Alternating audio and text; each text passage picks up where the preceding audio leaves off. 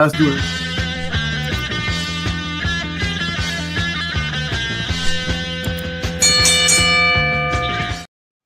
The last stop on the road through WrestleMania 41 runs through Elimination Chamber live this Saturday on Peacock. And we here at Off the Mat, your new wrestling obsession, are coming to you live tonight to talk about everything Elimination Chamber, give our predictions, spoilers, and what have you. Welcome, boys. Welcome, Pete. Thanks for filling in tonight, jumping on. You, we don't know where Styx is. We think his terrible internet has transported him to Dimension X. In a time tunnel. He's actually in a wrestling show in the 80s. Tunnel. He's in an 80s wrestling show right now, so he's got to catch up. He's doing a WWF show. Yes. That's what he's doing. I heard he went so far back he's doing WWW. Ooh, man. He's calling a Von Erichs match somewhere.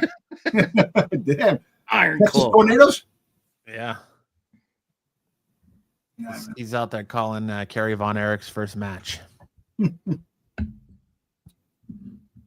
Some say that Styx is so old he was the original inspiration for Ric Flair's hair. Oh, yeah. I think we had a good show for you guys tonight. Like I said, we're going to talk about and go over the match card for Elimination Chamber, give our thoughts, predictions. We're going to talk about the news story that's exploding the world this week, and what's Cody going to do when the Rock's coming for his soul, when the final boss comes for you. So much going on. You know, AI does wonders. Yeah, they got a meme with Cody and The Rock, and when The Rock grabs his head like this, they come close. They start kissing. And I'm like, it's like, what are you talking about? AI. Yeah, AI. It's all AI shit, man. I thought it was going to be The Rock being like, your soul is mine, and going full like Shang Tsung and just taking him out. Yeah, he's Emperor Palpatine, just sucking him in. That's it. Or Styx. I hope he's all right. I hope he makes it through the time tunnel all right. Because it's not like him to not be here. I know. Hopefully, there's no snowstorm out there, is it? And with Styx's internet, you never know. Watch, he's gonna come back all groggy. I remember one time when he came in like in the middle of the show, and he looked like all the like he was like all sleepy, like woke up. Yeah, I just woke up. Like, damn, Styx, get off the drugs. Come on. Well, that's what he said last week. He's like, I almost slept. I almost overslept. And I was like, oh, no. Oh, listen, good news, Matt. Next Thursday, I'm here. So we can talk about after the chamber. So we do, thanks to Styx, who did make a contribution before he mysteriously disappeared. We do have a point system for the Elimination Chamber predictions tonight. So we'll have the return of that. Hopefully Double O jumps in, our reigning, defending, undisputed champion of the Off the Mat prediction show, because he did win the Royal Rumble predictions. So we'll see how many predictions did he get? I know I got the friggin' Jay. You got the winner, but he called, I want to say he called like 2 or 3 spots perfectly and outcomes perfectly, other than the men's Rumble. So yeah, well, okay. But I'm not gonna hate on Double O, man. Love me some Double O. Yeah. But what a week in professional wrestling. If you turned on any professional wrestling podcast, show, anything, you heard nothing but Cody Rhodes. What's Cody Rhodes gonna do? What does The Rock mean? I have a lot of theories that I've been cooking up all week. I'm sure Dom has so many that it's going to make your head spin.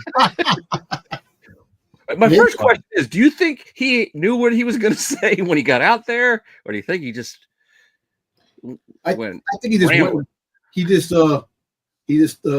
winged it as he went out, and as what hit, he started because if you listen to him talk, he was like word salad. Yeah. And that's not usually The Rock. The Rock is not worth selling. He's using the shit out of me. In one second, he's like praising the fans, and next he's gonna slap the syphilis out of somebody's mouth. I actually think he was on his loves everybody. I think he's drunk on his tequila, man. That's what I think he was. Terramana. I don't know, but it was kind of a weird segment. It was. It really was. It was.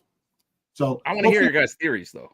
I mean, I like we'll get into the promo a little bit more too when we talk the SmackDown review, but I like the way he was slipping in and out of character, and it very much feels like the final boss is that character that comes out based on fan reaction, and because he's like, like you were just saying, he goes in and he's like, all right, WrestleMania is coming to New Orleans next year. WrestleMania 42 in New Orleans. And in the same sentence, calls everyone disease, syphilis-ridden, yeah, exactly, crackheads. And then, starts singing, and the Saints come marching in. Then he's like, no, you don't sing with the final boss. Yeah, final boss sings. And then when he was done singing, he was like, hey, how do we do, everybody? Yeah, and then they don't even let him finish his catchphrase, and I don't know. It's interesting, but it was very interesting. It was just off. It just felt a little off. But I understand. I know where he's coming at, because if you think about it, he's doing what McMahon did to freaking goddamn Stone Cold. I want you to be my corporate champion. It's got to be one of my favorite things to hear Dom say, if you think about it. If you think about it out of Dom, something good. If you think too hard about what Dom is laying on you, you're likely to have an aneurysm and drop dead. Nah, but if the history repeats itself when it comes, most of the segments, most of the show and storylines are based on old storylines. Well, that's the nature of everything. It's not not everything, but I'm just certain. No, what I mean is it's not new to wrestling. So yeah, that's absolutely how it goes. Like movies, TV, like it's all the same stories, just being recycled in different ways. And keep it fun. That's what people want. They want familiarity. They want to see those same stories play out again. The Rock coming out now feels like kind of like, to me, an ass pull, because you hear about how like ticket sales aren't they haven't sold out WrestleMania yet, and they're having tough time selling WrestleMania. They were having a tough time selling out Elimination Chamber, and so The Rock comes back and then says, "Oh, I'll be in Toronto." Boom, sells out Elimination Chamber. The road to WrestleMania this year feels very different, because we're like 50 some days away, and we have 2 matches. Really, we have the Jey Uso Gunther match and Charlotte Flair versus Tiffany Straton. That's it. But we also have the Elimination Chamber for the women and the men. Yeah, we'll get a couple more. Yeah, but usually around this time after Royal Rumble, like they start the wheels, and there's a lot of stuff that like we're gonna do this at WrestleMania, where they're doing stuff where you think they're gonna do at WrestleMania in Elimination Chamber. Like I thought for sure Kevin Owens versus Sami Zayn would get more build, and that would be a WrestleMania match, not an Elimination Chamber. Need Orton. I've got a theory about Orton. Yeah, I have a theory about Orton too. I have a theory. Look. So this is my theory when it comes to the Elimination Chamber. Don't spoil that now. Yeah, no, I'm just saying. No, look, you got Liv is generality. Now, don't give any specific things yet. I'm just saying, Liv is now tag team champions. Because now that Jade Cargill is coming out. She's coming out one way or the other. That's the hope. We're going to see her Friday. At least my hope. Well, Friday or Saturday? She at the end of Friday Night SmackDown, her coming out to confront freaking. But you see, that might ruin the supply if she doesn't come out. It should be in the chamber that she finds out, and she freaking goddamn screws both Naomi and Bianca's freaking chances of getting them eliminated. Again, I don't want to ruin our picks for later. Yeah, stop trying to ruin the show, Dom. Stop trying to give everything away, Dom. I can go back to a galaxy far, far away if you like me to. No, that's all right. You think their plan to be touring Europe right before WrestleMania, like the road to WrestleMania, is now going through Europe? Do you think that's kind of slow playing some of their? Do you think they're holding some of their cards because they want to play it to those audiences? Yeah, right before when they're, you know what I mean? It's tough to say, man.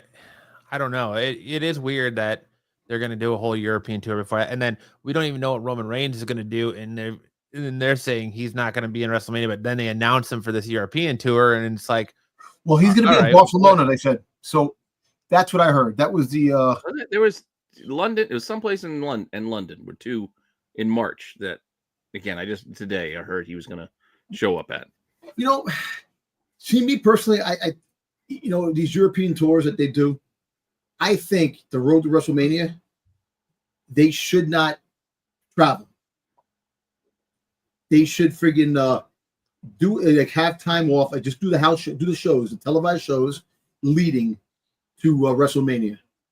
So you give more time to rest up, more time because the European tours they get banged up and stuff like that. And right now it's 50. I don't think their schedule is that hard. Yeah, there's probably a couple house shows mixed in, but they don't do like what they used to.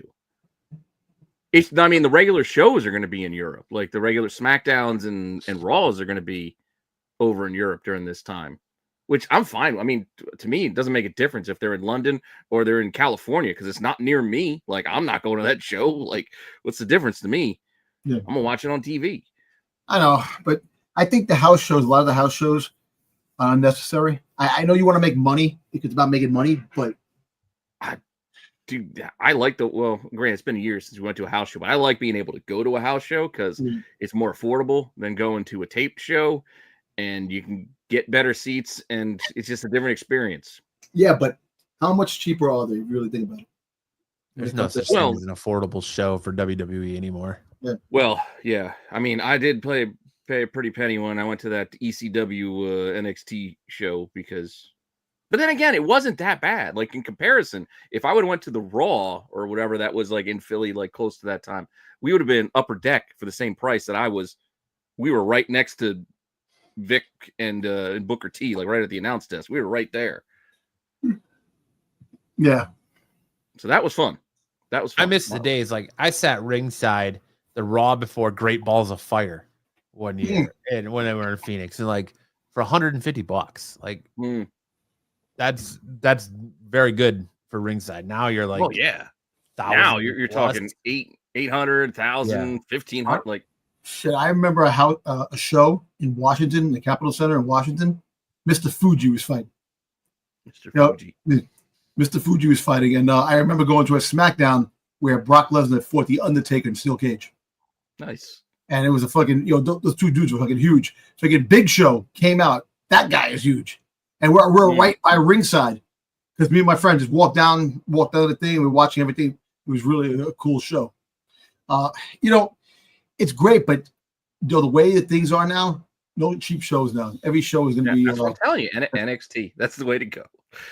We paid probably I think it was two something a ticket for the three of us, and like I said, we were right next to the announce desks. Like we were right there. So my son's getting the stink guy from Ridge Holland. He's getting, he got candy from Vic. Like he's, hey, you want a piece of candy? So you got candy for him. He's fist pounding Booker T, Javon Evans. You taking candy from strangers? What kind of a dad are you? He was a stranger. He was the announcer. He was right there. Do you know where that kid? You know where that candy was, man? Come on. You know when the boys break the table and all that candy all bust out? Like, yeah. Like, yo, you're the dude that ate the goddamn pancakes that New Day was throwing in the goddamn bread. He's got a stash right there under the thing. That's crazy. Oh, really? Yeah, he was giving it to all any kids that were around in the area. He's like, yeah. Hey, little boy, would you like some candy? Go right ahead. Vic Joseph would love to give you some candy. It was definitely good.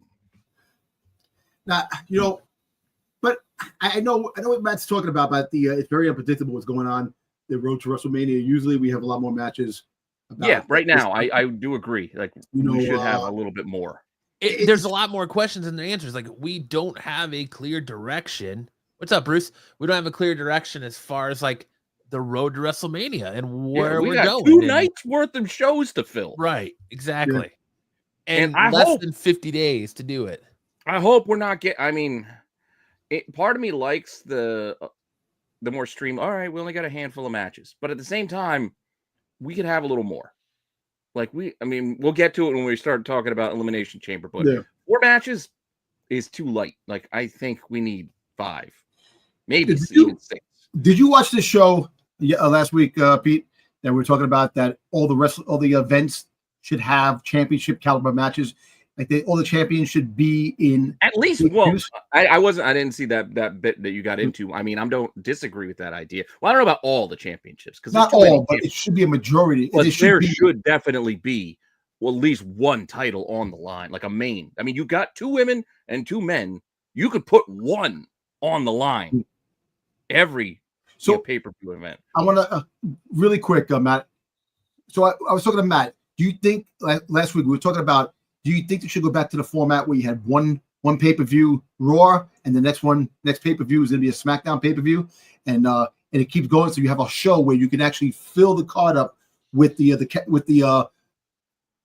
players and the championships that you need, because I think that when you mix Raw and SmackDown together, you take away from a potential match that could be.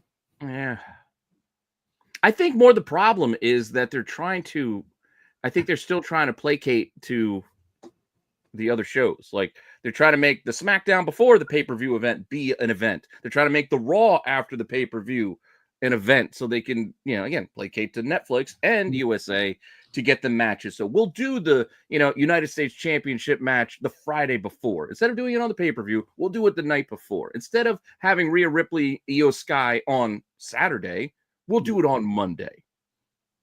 I kind of feel like you should have done it on Saturday. Yeah. I agree. I feel like Dakota Kai versus Lyra Valkyria should have been on Saturday. It should not have been a Monday Night Raw match. No.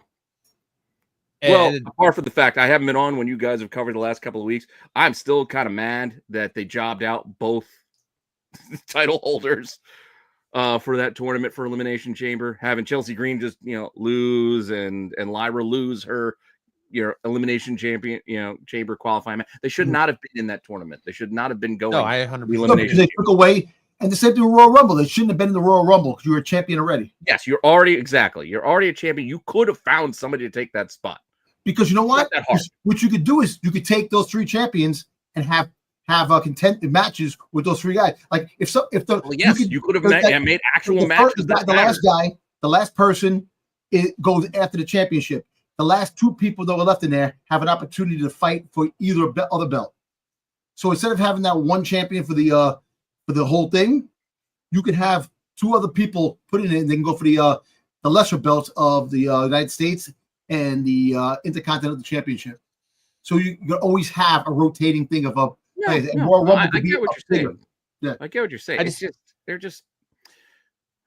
was like, why did you introduce these belts if you don't have a plan? Like, why the hell have I only seen Chelsea Green defend her belt against Meechin like 3 times? Like, come on, you have an undercard, use it.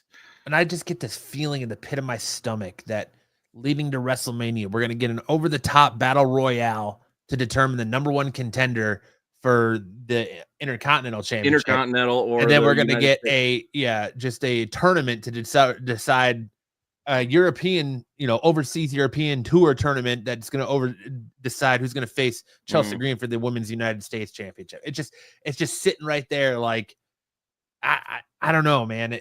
I hear you. I mean, they've been kind of doing that. Like King of the Ring, that was never a championship opportunity. That was your King of the Ring. That's your prize.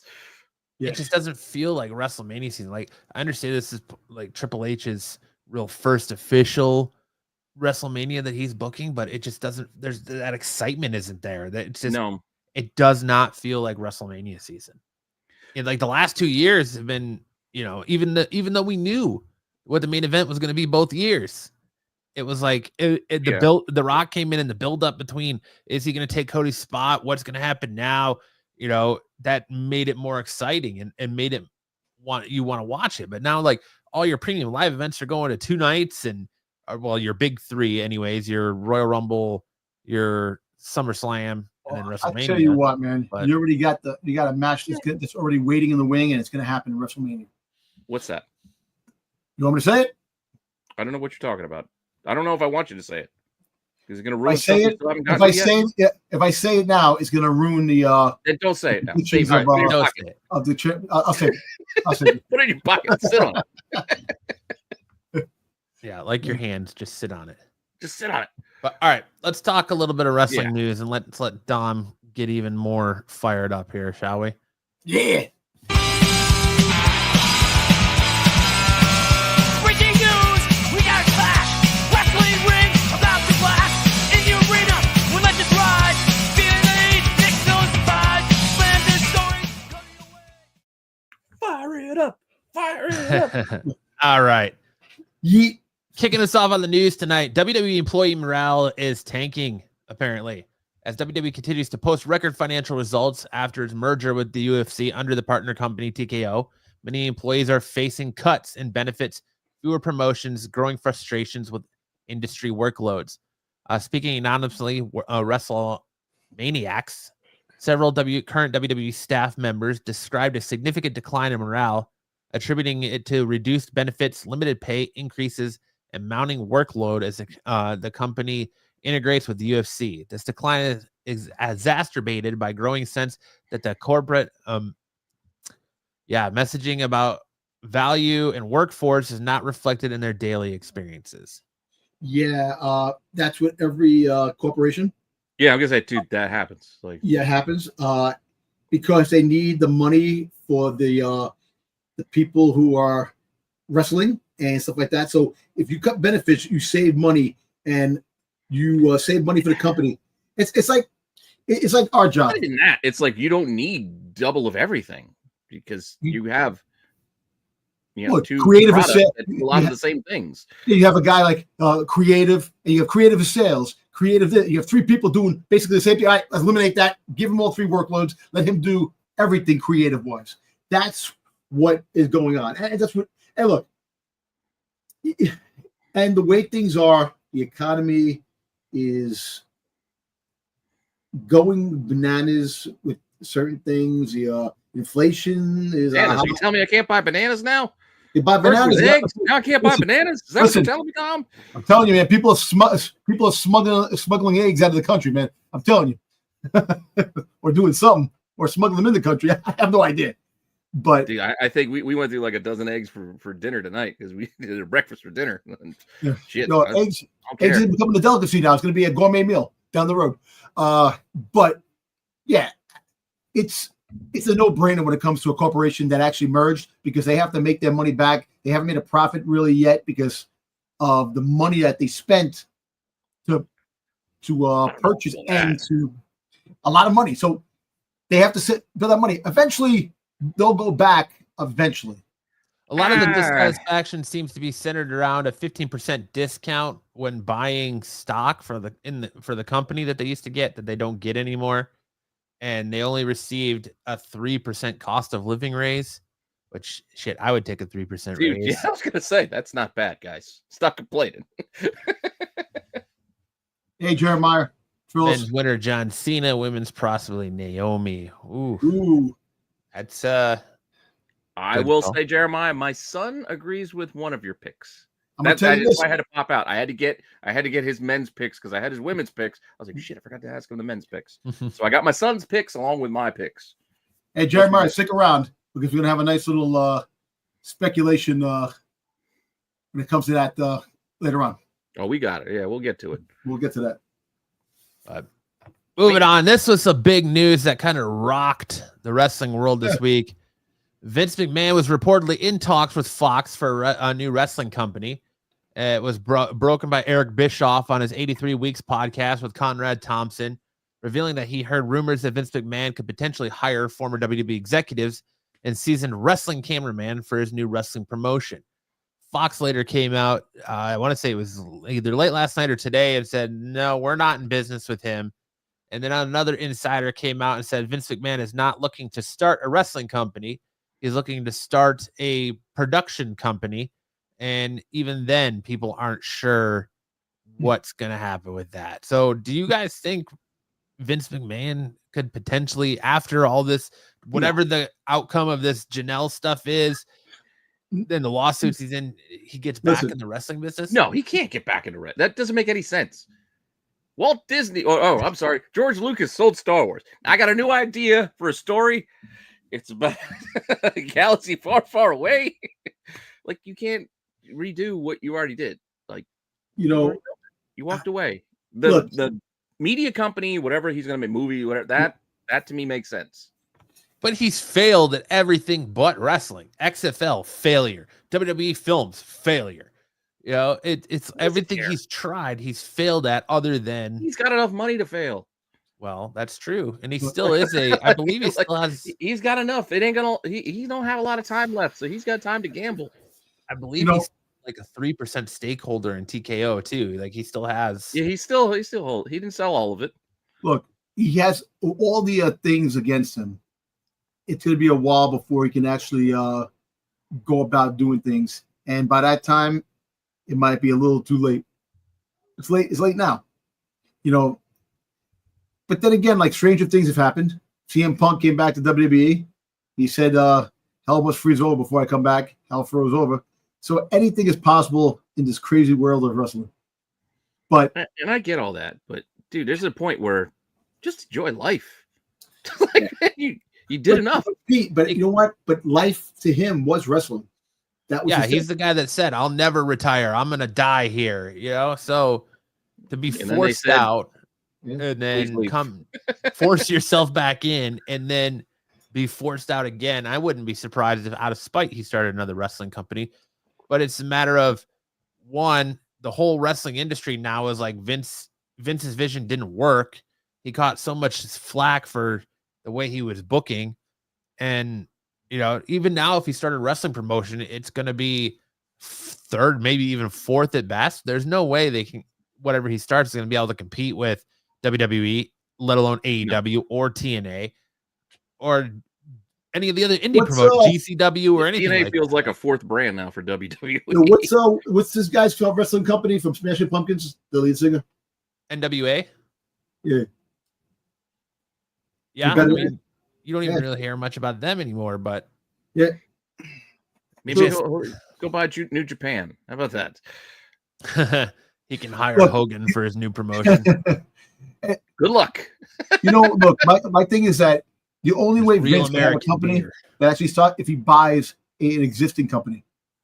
If he buys an existing company and takes that and makes it his own, but starting from the bottom up, it's a little too you're much. Not gonna be able to. You're not gonna be able to.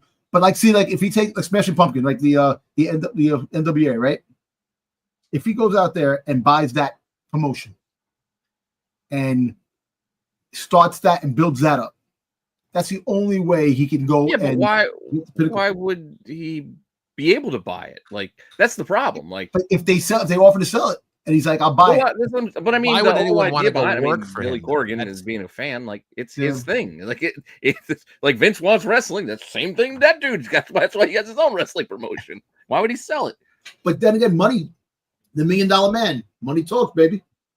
You know? Yeah, I suppose. 99% says I will hate Billy Corgan forever. But he does what he said he would. That's the thing. But I'm just putting it out there. I'm not saying he's going to buy the thing. I'm just saying he has to buy an existing company that actually is going to has. I get what you're. I get your point, Tom. Yeah. I just don't know if that opportunity. But I don't think there's a roster out there that will want to work for him. Like, I think no matter what promotion he bought, the wrestler was going to leave.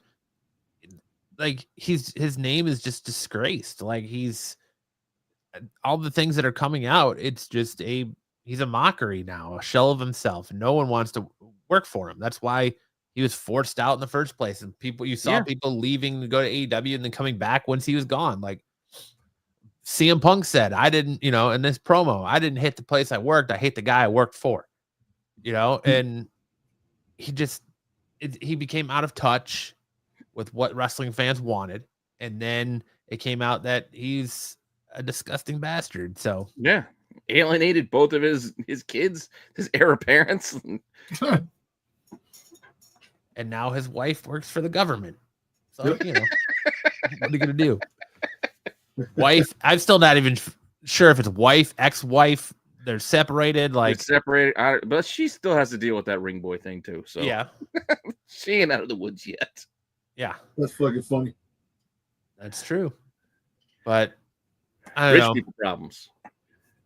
Saggy. He's just having fun. Just having fun. Yeah. Boys will be boys, right? Come on, when he had Trish Stratus bark like a dog in the middle of the ring, taking panties off and thinking things on. Come on. The 90s was a wild time. Yo, kiss my ass. You kiss my ass segment. Freaking goddamn Stone Cold took his face and put that shit in Rikishi's ass. Come on, what crazy shit. The kiss my ass club. Yeah. All right, what else we got here? Jade Cargill is cleared to wrestle as of today, and they're going to start coming into the end game on the who attacked her spin. It's about time. We need this. According to Wrestle Vote, sources say that Jade Cargill has been cleared for action. Expect her return imminently.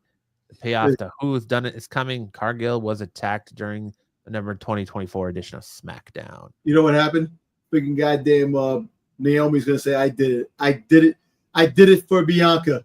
He's gonna fucking try to do the Rock segment with the Stone Cold got hit by when freaking the Rikishi. I did it for the Rock. We just got to have this thing wrapped up because they have to keep stretching this thing.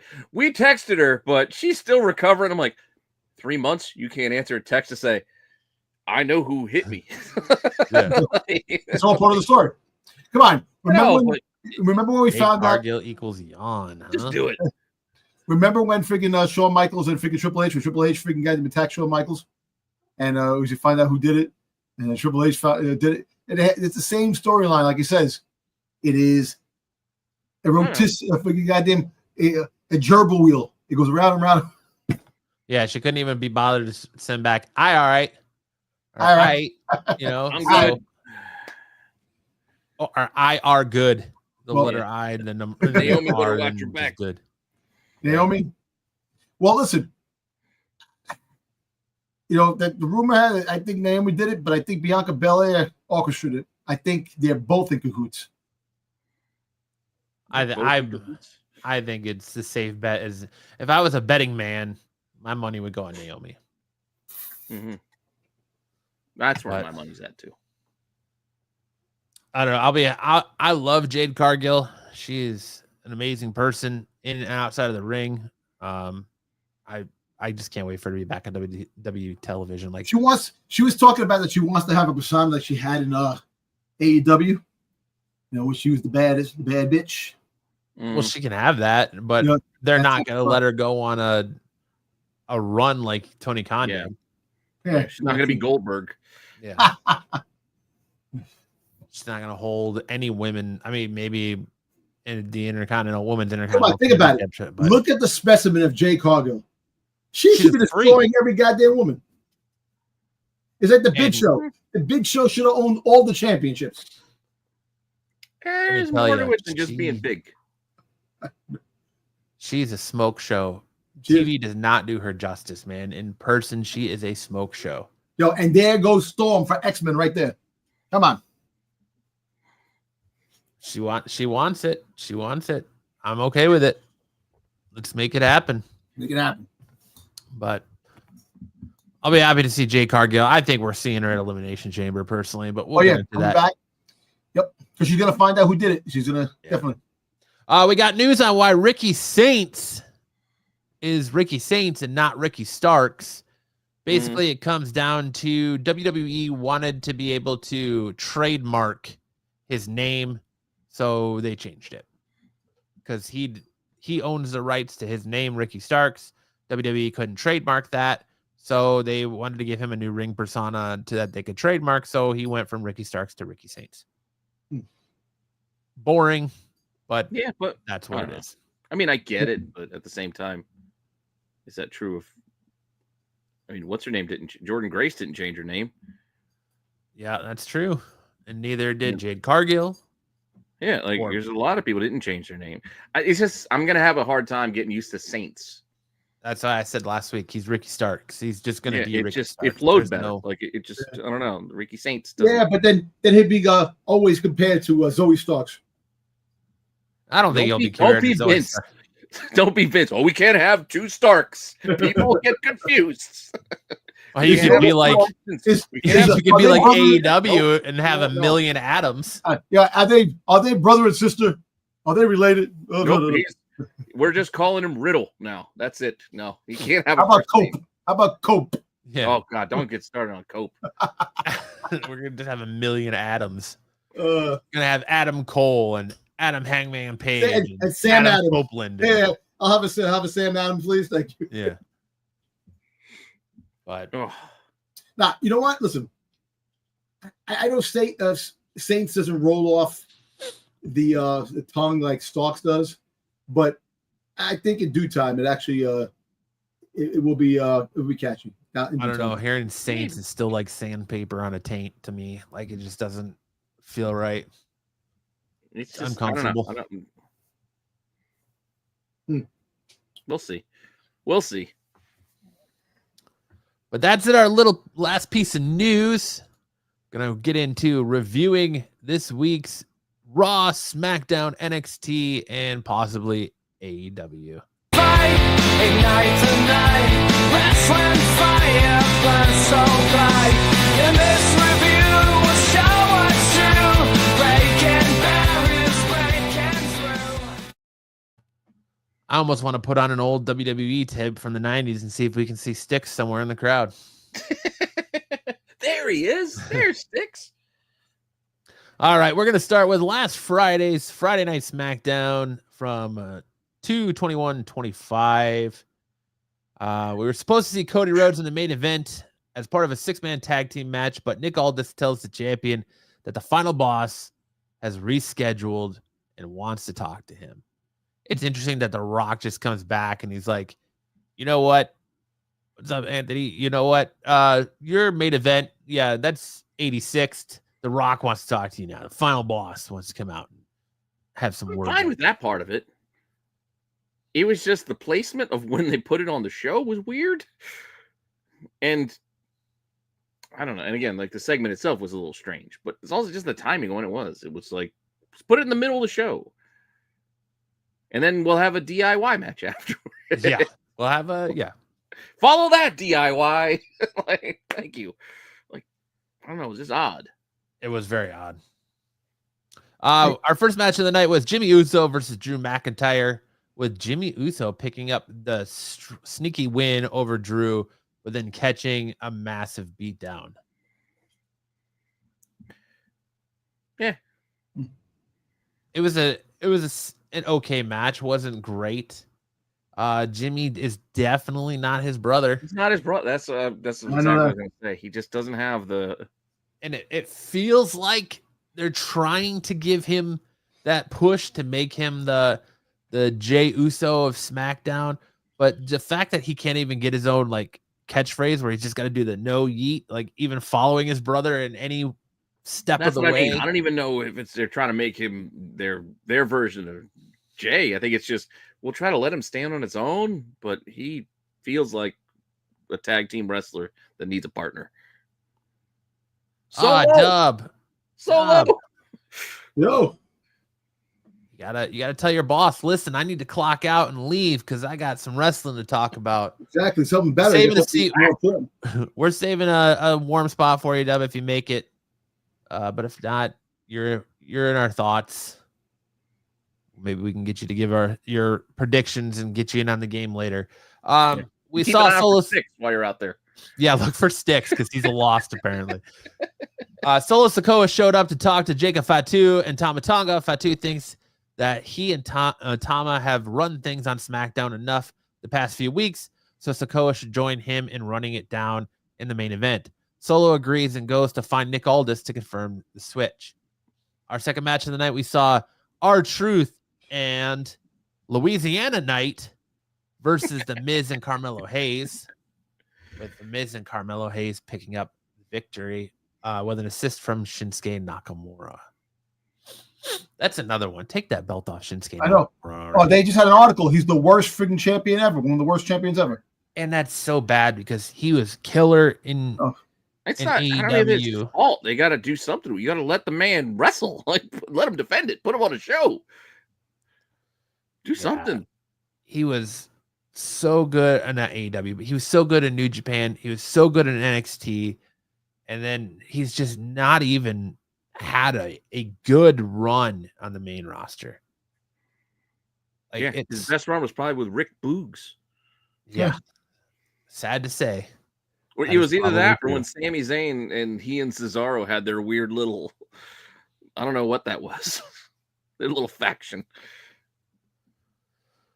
The King of Strong Style, or Slow Style as Styx likes to refer to him, deserves a little bit more than what he's getting right now. And I hope before it's all said and done, because he's like, what, in his late 40s? Really late 40s? Yeah. Before it's all And that's said my and done, he problem gets with one more. SmackDown right now. It's everybody keeps complaining. It's like, well, 3 hours. Maybe it doesn't need to be a 3-hour show. It's like it could be a 3-hour show. You just got to use your 3 hours better. Shinsuke needs to join the Kabuki Warriors. And isn't SmackDown going back to? I heard somewhere It'll today go that to 2, SmackDown's yeah. going back to Back 2 to hours after- in June. June or something. But the point is, you can use the time. Like, how about you have your goddamn champions defend their belts? How about that? Very true. But Tiffany Straton says that since she won the women's title, everyone has been obsessed with her. At the Elimination Chamber, she and Trish Stratus will ensure Nia Jax and Candice LeRae come to an end. But she doesn't want to talk about them. She wants to talk about Charlotte Flair, who chose her as her WrestleMania opponent. The rumors are true. No one likes to kick a girl when she's down more than Charlotte Flair. She wants the top spot as the number one woman in WWE. Nia Jax and Candice LeRae interrupt. Jax thinks it's cute that she thought she was going to win last week. And when they are done destroying her at Elimination Chamber, she won't make it to WrestleMania. They're impatient and they want to take her out right now, but the referees for the next match step in their way. Again, Charlotte Flair. I'm with you. I'm not excited about the idea of Charlotte. But at the same time, this is hard because I did enjoy Triple H's booking prior. It's just for whatever reason. Think about it. Tiffany's had the belt since what? That first SmackDown in January? Yeah. What has she had? She's faced Nia how many times now? Twice. I want to say twice. Oh, yeah. I want to say she's, which is more than enough. 4 times? I think 4 times, I think. Yeah, more than enough. And yet she's not gotten to be able to be on a PLE to defend her belt. And we've had 2 now. We're going to have 2. We had actually 3. We had the Rumble. Or no, just the 2, because the Rumble was the beginning of February. And then we're going to have an Elimination Chamber, which, yes, she has a match, but she has like a Roman Reigns, I'm just extending my streak so I don't have to defend the goddamn thing match in the tag team, which, again, all right, you want to build some sort of program with Trish Stratus, but what's the point in building this program with Trish Stratus when you have Charlotte already on the books to face her at Mania? Well, you're building too many threads without seeing anything through. You can say the same thing about Mommy. Like what? She won the title on the first Raw Netflix exactly. January 6th. I don't think she's defended it since. And now her first defense is going to be the Raw before Elimination Chamber against Io Sky. No, before. 100%. No, after because it's Friday. Elimination. Oh, that's right. No, Yeah. yeah. So after. Exactly. Yes, Monday. after. Monday. I'm thinking, I'm still in the past with Styx, apparently. Oh, damn, Sticks, where are you? Styx's time tunnel is fucking me up. I don't know what's hamstringing like all these options, but it's like you're really not doing anything. Like you know what's funny? Why is it? Even when it came to I think Vince too, always problem booking certain people that are champions. No, well, Vince was different. Vince was just kind of, I'll sway with the wind and my whatever kind of crossed his fancy, where he'd go, all right, we're going to have Tiffany's going to win that belt. Nia's going to want her revenge. We'll just have them do that the week after. Then we'll get into some new program. How about you? And then there. Okay. Now we got something. At least you got some sort of title defense, some sort of feud going. Not every feud needs to be built up over months is my point. Like not everything needs that long of a build. You can just have, hey, you know what? This gal's been doing great. She's your number one contender right now. Defend your goddamn belt. We're just going to have a match. That's all. Yeah. That took us to Tiffany Straton versus Candice LeRae with Nia Jax. Tiffany Straton going over and winning that match. Then we got a fight between Bianca Belair and Naomi against Liv Morgan and Raquel Rodriguez, with the heels getting the upper hand this time. Following this, we see The Rock drive quickly and park up outside the venue. He talks like all crazy on the little give a shit. Oh, I'm surprised you glossed over the wardrobe malfunction. I figure you're going to have Dom all just going crazy. I know. There's been a lot of them lately. Yes. Yes. A lot of them. And I've been there like this from all of them. Wiping the drool off his mouth. No, you gotta do you gotta do your Bruce. His wife's like, "Why are you licking the TV?" Yo, Back up. you ever see like that meme with Stitch where he's looking the window? They keep every time they put up on the thing. That's me. Because Tiffany had one, Cora, Jade had one, and then Jada Parker. Yeah, been a lot of them lately. Oh man, Jada Parker's is the most egregious because she clearly. It's like Jada Parker. You're looking right down the barrel on that one. It's like this. It's like. I get like the Tiffany Straton one and the other one where it's like a nip slip, but like Jada's, you're straight looking down the barrel. Like, listen, look, the thing is this is what it's you do winking to me. at you. Let's just say that. You piss me off. You piss me off because you're messing around with apparently messing around with Jay, and you piss me off, and then you go out and do that. Why do that? Do that to me privately. Come on. Privately. Anyway. Nick Aldis Aldis told Chelsea Green that she wouldn't be wrestling at Elimination Chamber, but she will be wrestling on SmackDown next week and will defend against an interesting opponent. Again, why isn't she? Why? Like, why? Like I said last week, this really feels like we're getting the same card as Royal Rumble. Yeah. You've got the men's the women's chamber, the men's chamber. Yep. Substitute Cody Rhodes for Sami Zayn versus KO. Yep. Substitute DIY and the Motor City Machine Guns for Trish Stratus and Tiffany Straton versus we got Tiffany Jack. Stratton and Trish Stratus and Nia Jax in a 2 out of 3 falls match. I believe every time, I think every fucking goddamn week there should be a tournament for these belts. No more tournaments. No, we don't need the tournaments. No, but I'm just saying a tournament to a point to go to a pay-per-view to fight these wrestlers. No, we don't need we don't need that. Just actually have them defend the goddamn belt on the pay-per-view and not the random episode a week or two after. Wins and losses. Like, that is long-term booking. That's the best idea AEW had when they first started, is that wins and losses matter. We need to get back into that with WWE. Wins and losses matter. That's who goes on to face the champion. And it just, like, I couldn't even tell you what the thought processes of who's going to be the number one contender is. It's just like, oh, well, this person's kind of gaining steam and getting over, so we're going to go ahead and throw them in there, you know? Who's in catering? I'm going to throw a hot dog in the air, and whoever catches it, you're the number one contender. I mean, the returning Jade Cargill, once she's done with Naomi and Bianca, I wouldn't be surprised if she shows up in the world title chamber, picture, or the WWE Women's Championship picture. Who knows? Like, that's how they used to do it too. It's like, I'm just going to show up, I'm going to walk out there, and I'm going to do a promo, or I'm going to slap them, and now I'm number one contender. Like, as much as I don't want to see Roxanne Perez get called up to the main roster and get thrown in the WWE title picture right off the bat after her, NXT run, it would be refreshing considering every woman in the Elimination Chamber has been fighting for the title for a while, other than Naomi, but Bianca was. Do we need to see another WrestleMania or Bianca main events it and wins? Well, yeah, she's got to secretly beat Undertaker's record. Yeah, so she's got to win whatever match they put her in. She's got to win. I don't know, man. It just feels like the booking is it's been very lame lately. Very lame. Doesn't it feel like after the excitement of the debut Raw on friggin' Netflix, kind of like all the momentum is kind of like,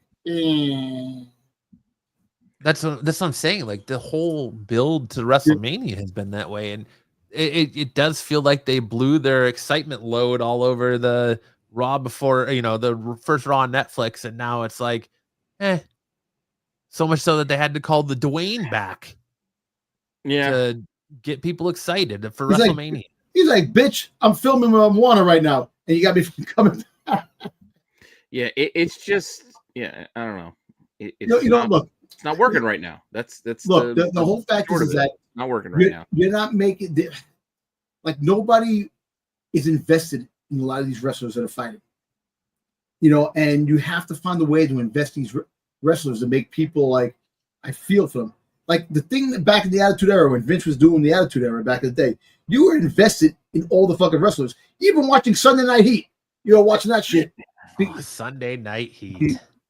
You know, I get what you're saying about being invested, but I think part of the problem is like I said, like not every match needs to be.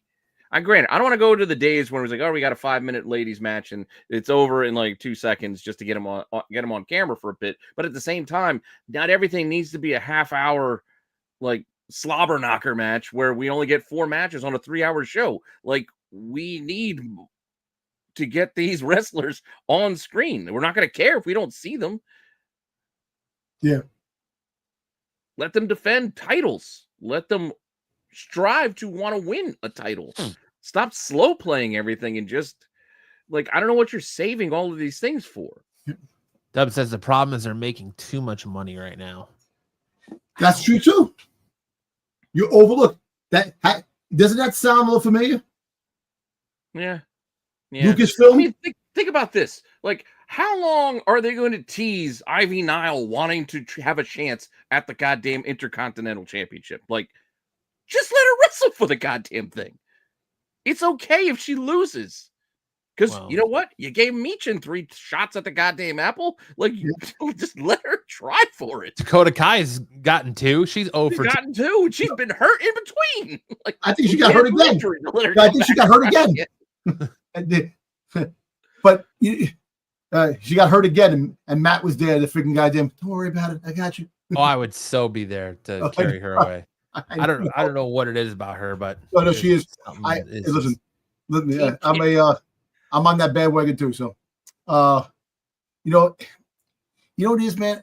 Like we thought that the Raw could be 3 hours. You know, they cut it down to 2 hours, 2.5 hours. You know, you have the matches and you give it full matches. I understand that. Like, you know, this week in Raw was a banger. But the whole fact is that I don't think it was a banger at all. I thought it was mediocre at best. It was mid at best. No, I'm talking about the last match. Oh, the Raquel and freaking guy. That was a fucking great match. Yeah, that was a good match. Yeah, that was the highlight of the other. But anyway, I'm just saying that you know they have to find their time. You want to get to Raw? Are we got any more for SmackDown? Yeah, we do. But I was gonna say, like, you're gonna book Penta in a triple threat match, so you have Penta finally lose without Penta actually losing. You know, it just Dub says, I agree. We need more matches. Not emphasizing the wins, losses hurts everything. Yep. Yeah, and Raw's what? 4 matches and a couple of promos every week at 2.5 hours. But I just want to make sure we cover the Rock's promo pretty good, just because it's going to be a big stage setter for tonight's big discussion. The final boss makes his way to the ring. He asks the crowd if he feels him. They know that on Friday nights that he is dropping some good gospel shit on them tonight. Finally, The Rock has come back to New Orleans, and finally WrestleMania is coming back to New Orleans as well. I think we all pretty much knew last week when we broke the news that he was coming on during the show that this was most likely what it was going to be about, was the announcement for WrestleMania in New Orleans. He says, we're making it official right now. WrestleMania 42 from the Caesars Superdome. And he wants to sing The Saints Go Marching In, and the crowd can't sing along. The Rock calls out Cody, the WWE champion, making his way to the ring. The Rock asks Cody Rhodes how it feels to have everyone love him, and he says it feels good. He says that since WrestleMania, they have become good friends. Back at the Netflix debut, they had a good time together, but he wants to call him out for something. He's a great champion. He knows that. The Rock shows a picture of their mothers getting along. Mama Rhodes. Yeah. Mama Rhodes. He's on the board of TKO, and they own WWE. He doesn't know if he quite owns WWE, but he knows he is the most powerful. The Rock wants Cody to be his champion. Cody Rhodes is flattered, but he motions to the fans to say that he's their champion. The Rock is talking about doing more than just bringing the main event and more joy to people around the world. The Rock is the most followed American in the world, and he wants the same for Cody. He wants to open him up to more opportunities every dream of his life, his baby, his family, but he just needs Cody to be his champion. They're both lucky boys. The one thing that he has never had that he wants is a brother, which is so weird. His goal last year was for him to face Roman Reigns for the title, and they had to push Cody Rhodes aside. It was his best for business. Cody told them he wasn't doing it and stood up to The Rock. He slapped him, and no one does that and gets away with it. That is why he is special, and that is why he is the champion. He doesn't need him to answer him tonight. Go home, talk it out with your wife, and they will meet again at the Elimination Chamber. The one thing he wants more than anything else in the world is to Cody to be his champion. And of course, Cody says, my championship, and then Rock says, no, I want your soul. As The Rock walks away, Cody Rhodes seems confused and unsure of what to do. What do you mean? I'll tell you what. I've had everything in my life too. The only thing I ever had was a dog. I wish I could have a dog. You know what I'm saying? You're dog enough for any dog. I'm just saying the fact that The Rock, a brother. I need a brother, But you don't got enough cousins. You need a brother. Exactly. Right. This is basically the Vince and Stone Cold thing when Stone Cold after kind of. This feels more like corporate Rock, and the authority Seth Rollins, authority or or the corporate friggin' you had the friggin' what was the Triple H and the Rock and Shane McMahon, the corporation. Yeah. Well, I don't know. We'll see how it goes. It's just kind of weird to have you don't need to answer me now. You can tell me an Elimination Chamber, but yet we're going to have 2 shows between now and then. We're going to have you on TV and just talk around it. Like sell tickets. Like he didn't, I don't know. Well, yeah, we got to book this. We'll get to Raw when we get to Raw. We got to book this big monumental thing and then have all of Cody's allies, whatever allies he has left, try to talk him out of taking The Rock up on his offer. But like Pete said earlier, right after that match, we got DIY versus Pretty Deadly. It ended in no contest as the Street Profits showed up and pretty much beat the crap out of everybody. Then our main event was Damian Priest and Braun Strowman versus Solo Sikoa and Jacob Fatu. Damian Priest took Cody Rhodes' spot in that match, with the winner being Priest and Strowman, which saw SmackDown come to a close. Thoughts, reviews, ratings for SmackDown last week? I go with a B. That's It generous. was all right. I think it's a B minus, especially for the Rock promo. Yeah, But I'm again, the lower Rock than both promo of got you. everybody talking. Like it's been what the wrestling community, the IWC has been talking about all week is what's the Cody going to do? What is this going to turn into? Is it a solo soul? That's fair, but at the same time, I'm only going at a C because apart from that, the rest of it, what did we really get that we couldn't have predicted? Like it was filler. Like it just felt like filler, and we shouldn't be having filler this close to WrestleMania, as Matt pointed out. Like we should be building towards something, not just here come the Street Profits or messed up another match. Which again, can we not have matches where like tag team, like Pretty Deadly faces DIY, but it's not for the belts. But if they beat the champs, they may earn a shot at the time. That logic makes no sense. Yeah. In any world, to say, well, if you beat the champions, you may get a shot to face them again to get their belts. If you're facing the champions, their belts should be on the line. Otherwise, have them face somebody else. Like True. Dubba says C. SmackDown felt like a I'm draft. with Dub. It just No WrestleMania build-up. It didn't feel like anything. Like apart again, the Rock thing, but even the Rock segment was weird. So it wasn't great. I don't know. The Rock felt like he was off. He looked like he was drunk on tequila a little bit. He was stumbling words. I feel like he's off because it's all damage control. It's all damage control from his promo from the first Raw on Netflix, and then the release of the of him sharing entire amount of tequila with Cody Rhodes, and then Wait a second. I thought you were the final boss. Now you're the final friend. Right, everybody. Now you're corporate Rock. Like, what are we? And then it's like, well, we'll bring him out. We'll have him do like a schizophrenic. We'll have him do both. Yeah, fucking schizophrenic Rock, man. He's everything. Yeah, and it just the people's champ, the final boss, the fucking corporate Rock. Rocky Maivia. Every persona you've ever had. Every persona of the Rock had. I don't know. It's gonna come through your promos. I mean, it was what it was. They all can't be winners. No. This takes us to Monday Night Raw for February 24th, an LFG. 2025. No. The Go Home show. This is the Go Home Raw, as Dom so eloquently reminded me, because I've got the Sticks effect. Go Home Raw before Elimination Chamber. The show opened with Logan Paul. He was flying in on his plane, looked down at Ohio, and then told his pilot to do a U-turn. But then he decided otherwise, as he will perform in front of the peasants, as he is too humble. At Elimination Chamber, he will beat everyone, then face Cody Rhodes at WrestleMania. He's interrupted by one Pepsi Phil. Paul asked Punk, what is his problem with him? He thinks Punk is jealous because he succeeds at everything he does outside the ring while Punk fails at everything.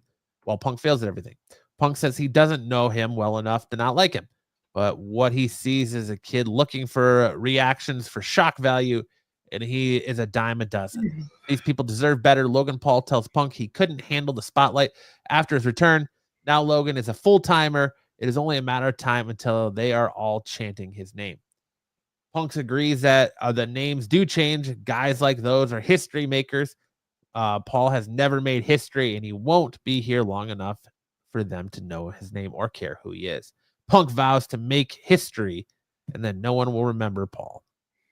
It was a good opening promo, I felt, between it was a good segment.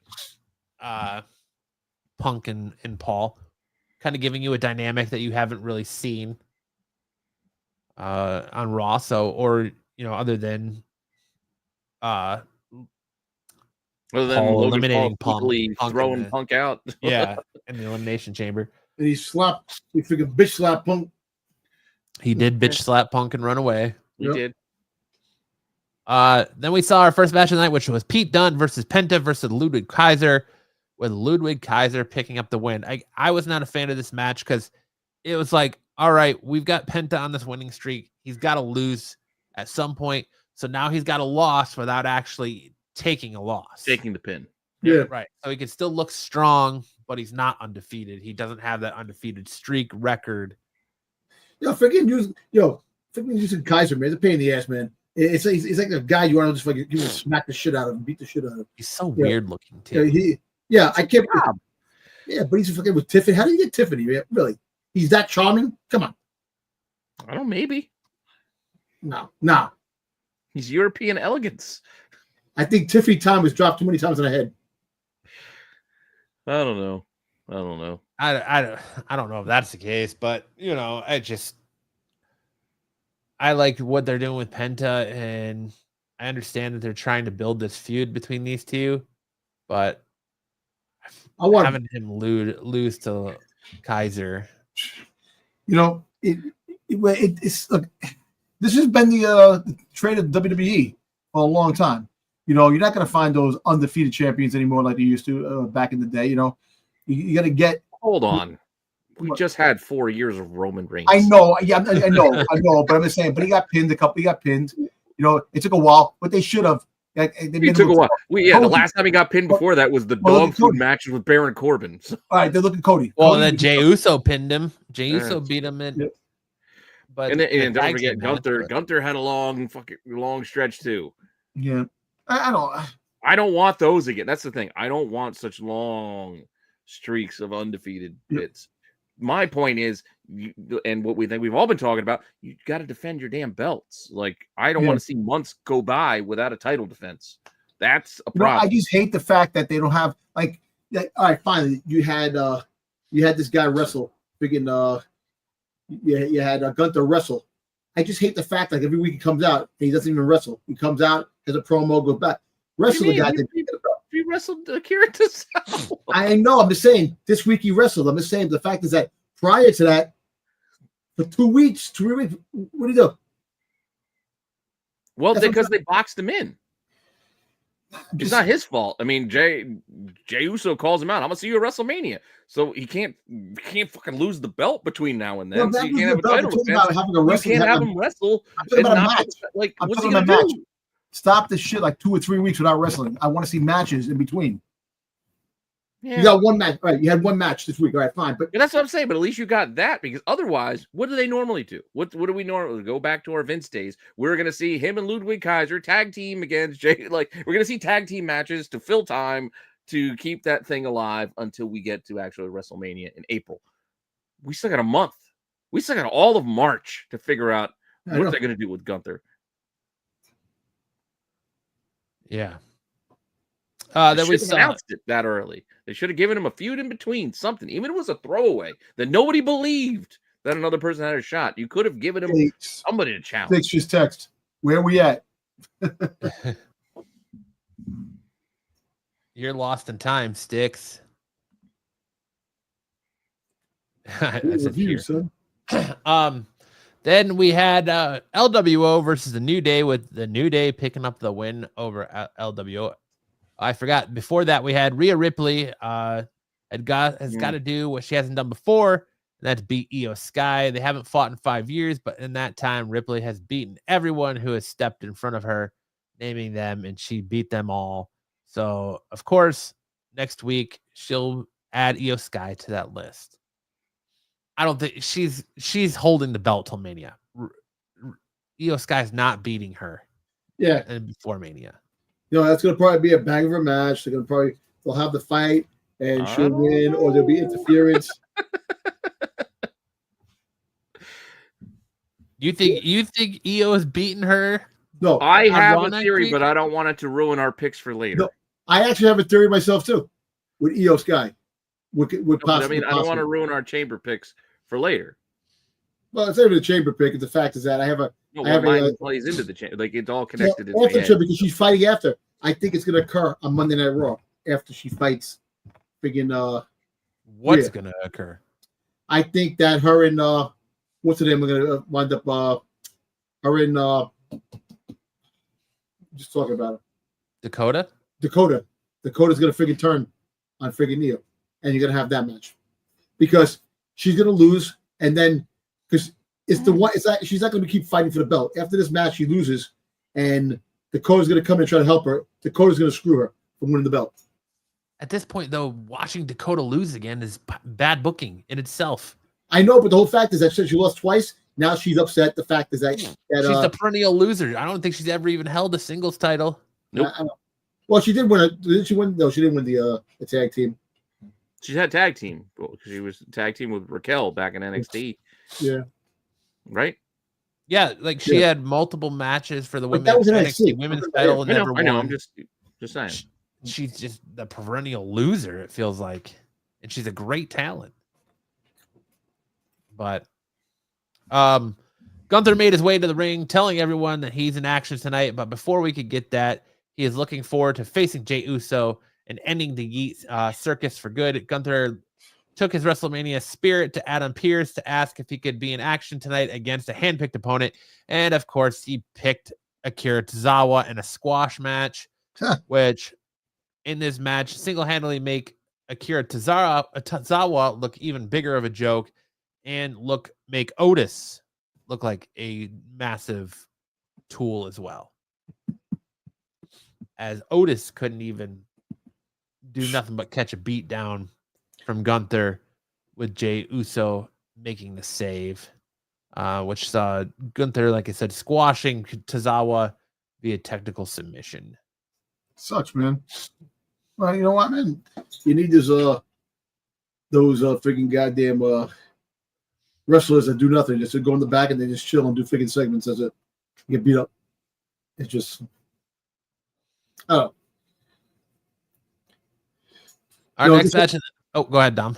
I'm saying this whole thing's leading to, Jay's going to win the belt, but the fact is, it's kind of a boring lead up to WrestleMania. Like I said, it's just, I'm not blaming the fight. It is still entertaining, but there's so much more they could possibly do. To build up things, and to add more intrigue. You know, I don't know. We then saw the Women's Intercontinental Championship match that, again, should have been on a PLE. Lyra Valkyria versus Dakota Kai, with Lyra Valkyria retaining.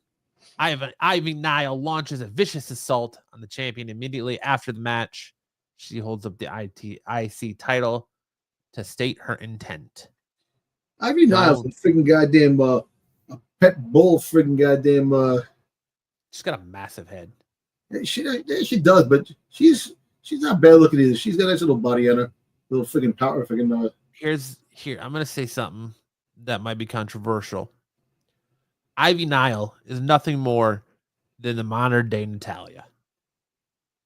Really? She's just the second coming of Natalia. Huh. They're not going to use her for nothing. She's going to win a belt. She'll win a belt. I don't know. She might win a belt. I mean, even Natalia won a belt, but Ivy Nile is a glorified Natalia 2.0, in my opinion.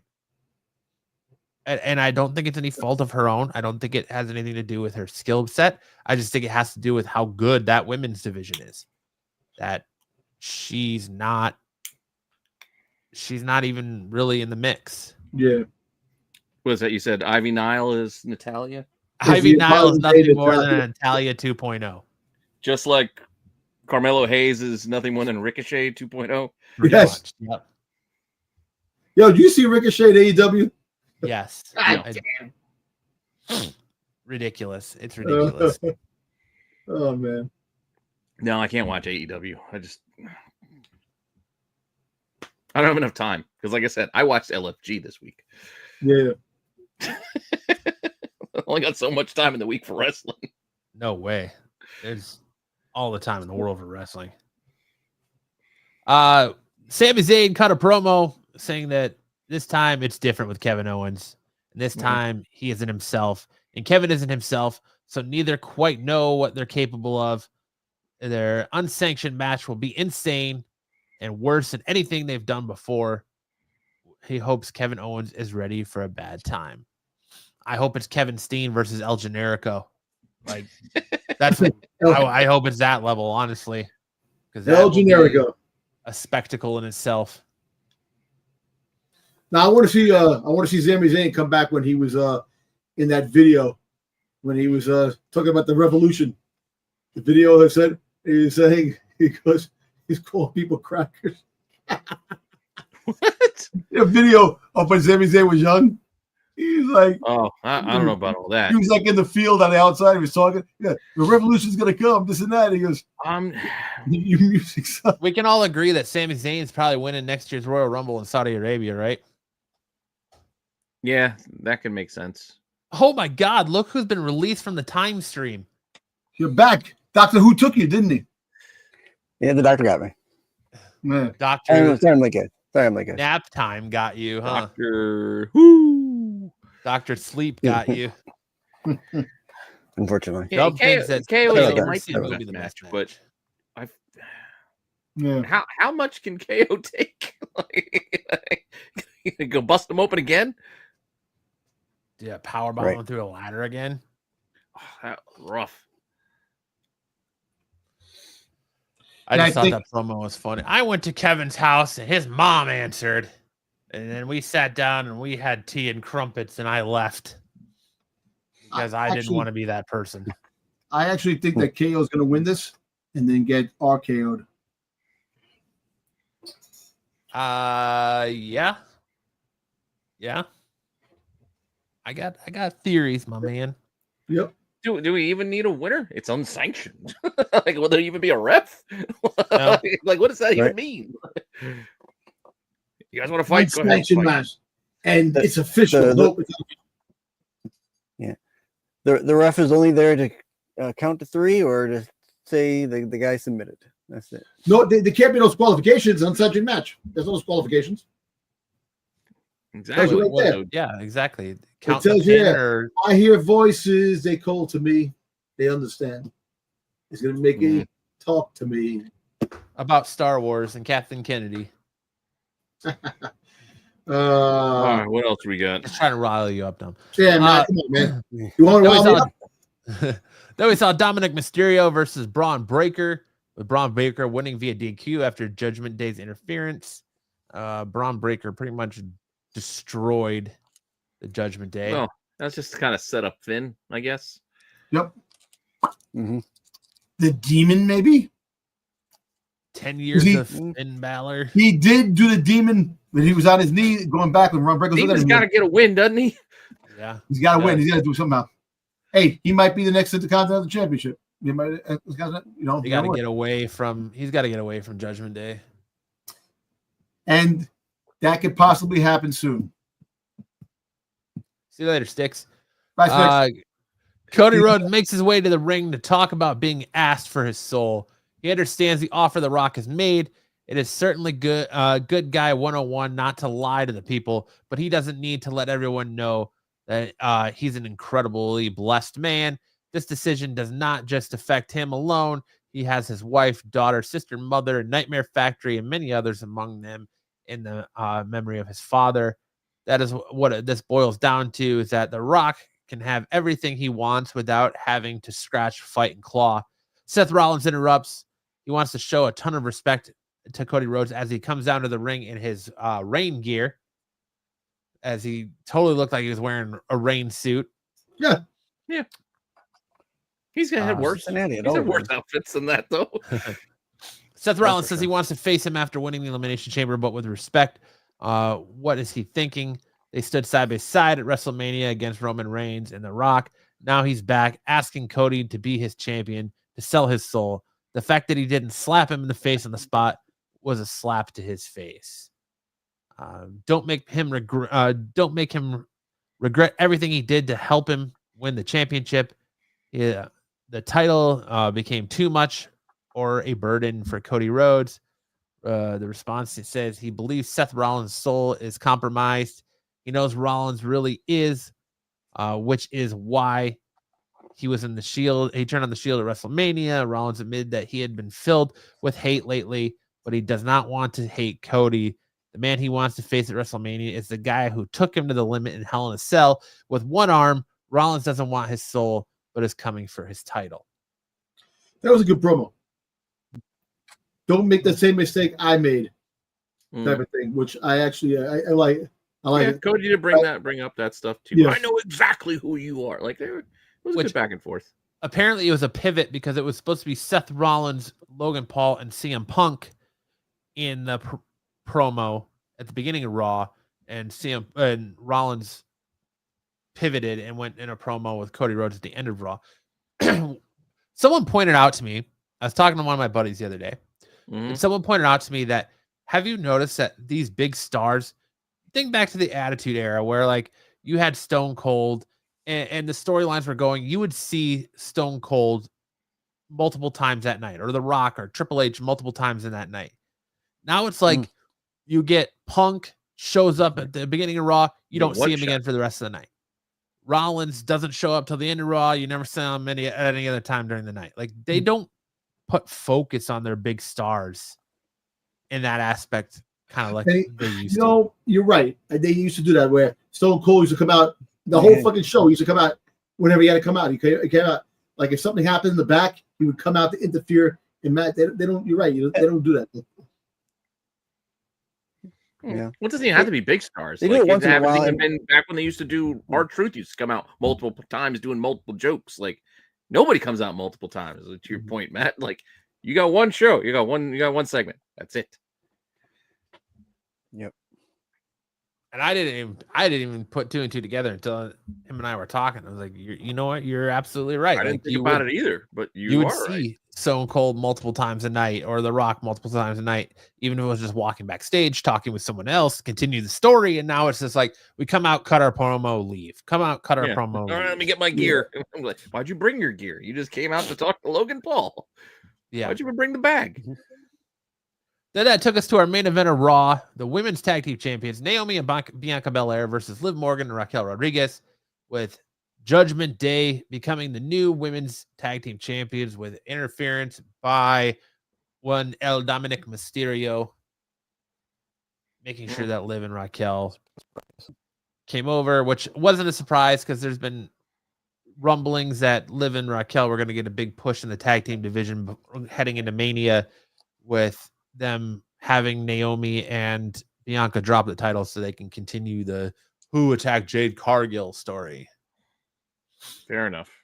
Ooh, Jade. Okay.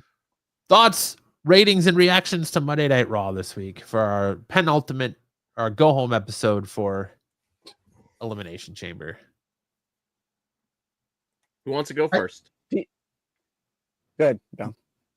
I was gonna say that Raw was actually much better than SmackDown. I thought it was better. I give it an A because of the women's match at the end.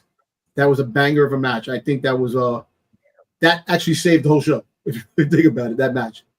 It really back and forth, like the back and forth. I was on the edge of my seat watching that. I was like, oh shit, getting up when it was just really a really good match. I enjoyed that. So I'll give it an A. Yeah, that assisted code breaker or whatever. That was a pretty good good move that they had there. Yeah, that was pretty sweet. Not gonna lie. Sticks, what do you think? Since you escaped your time prison.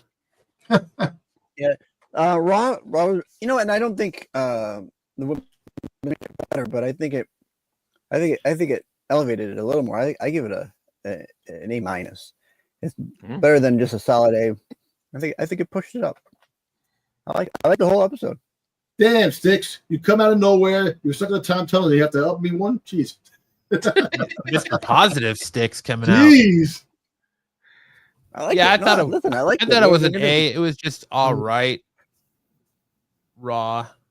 It was just all right. It wasn't anything spectacular. Like, we haven't really had a spectacular Raw since the Netflix Raw, but it was a solid B plus A minus show. It was a go home show. Like, what do you expect from a go home show right before a big PLE? You weren't going to see, as much as I wanted to see Dakota win, you were pretty much figured she wasn't going to win. And what time is by any chance? What time is the Elimination Chamber on Saturday? 7 o'clock Eastern. Okay, Eastern. Yeah. 7 for us. But yeah, I agree, Matt. It was B plus. I'm still on the lower end from you guys because, again, I just thought SmackDown was meh. Raw was better overall, but still wasn't great. To your point, it was all right. And like Dom said, that last match did kind of help it. It was a very good last match, but a lot of the stuff in between was, not that it was bad. It's just they gotta mess with the formula a little bit, because the formula is becoming very obvious. And once that happens, interest starts fading. And I think that's what they're running into right now, because viewers can see it. Well, where the interest in Raw and SmackDown is going down, NXT, the interest in NXT is only going up. Oh, yeah. I'm going to run through NXT and AEW real quick so we can get to our meat and potatoes of the show, the tomahawk steak that everyone's here to talk about, and that is Elimination Chamber. Steak. But we saw our NXT Women's North American Champion, newly crowned Stephanie Valkyrie, defeat Carmen Petrovic by pinfall. After the match, Julia came out congratulating Valkyrie and suggested a champions versus champions match for Roadblock. Is Raw better because it's hard action? Oh, well, I think a little better. It's better structured. The structure of Raw is a little bit better than SmackDown. Yeah, pacing is a little bit better. I think the quality of superstars on Raw is a lot better than SmackDown as well. Yeah.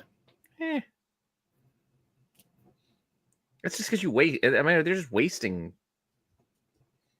people, like, even on SmackDown. Like, well, Roman Reigns just shows up whenever he wants. He wrestles 2 matches and then has a 4-month even break. really Roman out of it. I mean, but how great was Andrade and Carmelo when they had their thing? Yeah, they did it 7 times, which was I know that was crazy. But, like, we haven't seen Andrade since, like, he just keeps running into the Miz just in his suit and just says some dumb shit and then he's gone. Like, the last 3 weeks, like, that's all he's done. The Wyatt Six.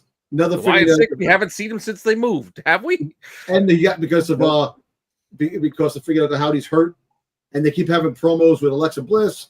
You know. So he must have like hurt his elbow, so he can't do this because he didn't have to wrestle to be on the show. You can still walk out there. Put him in the chair. Like half the time he sits in the rocket chair anyway. Just let him sit in the chair. Right. Yeah. The excitement on NXT continued as we had X Division champion from TNA Moose take on Lexis King, which I thought was a very strong match on both participants' part. But unfortunately, you saw Lexis King lose via pinfall.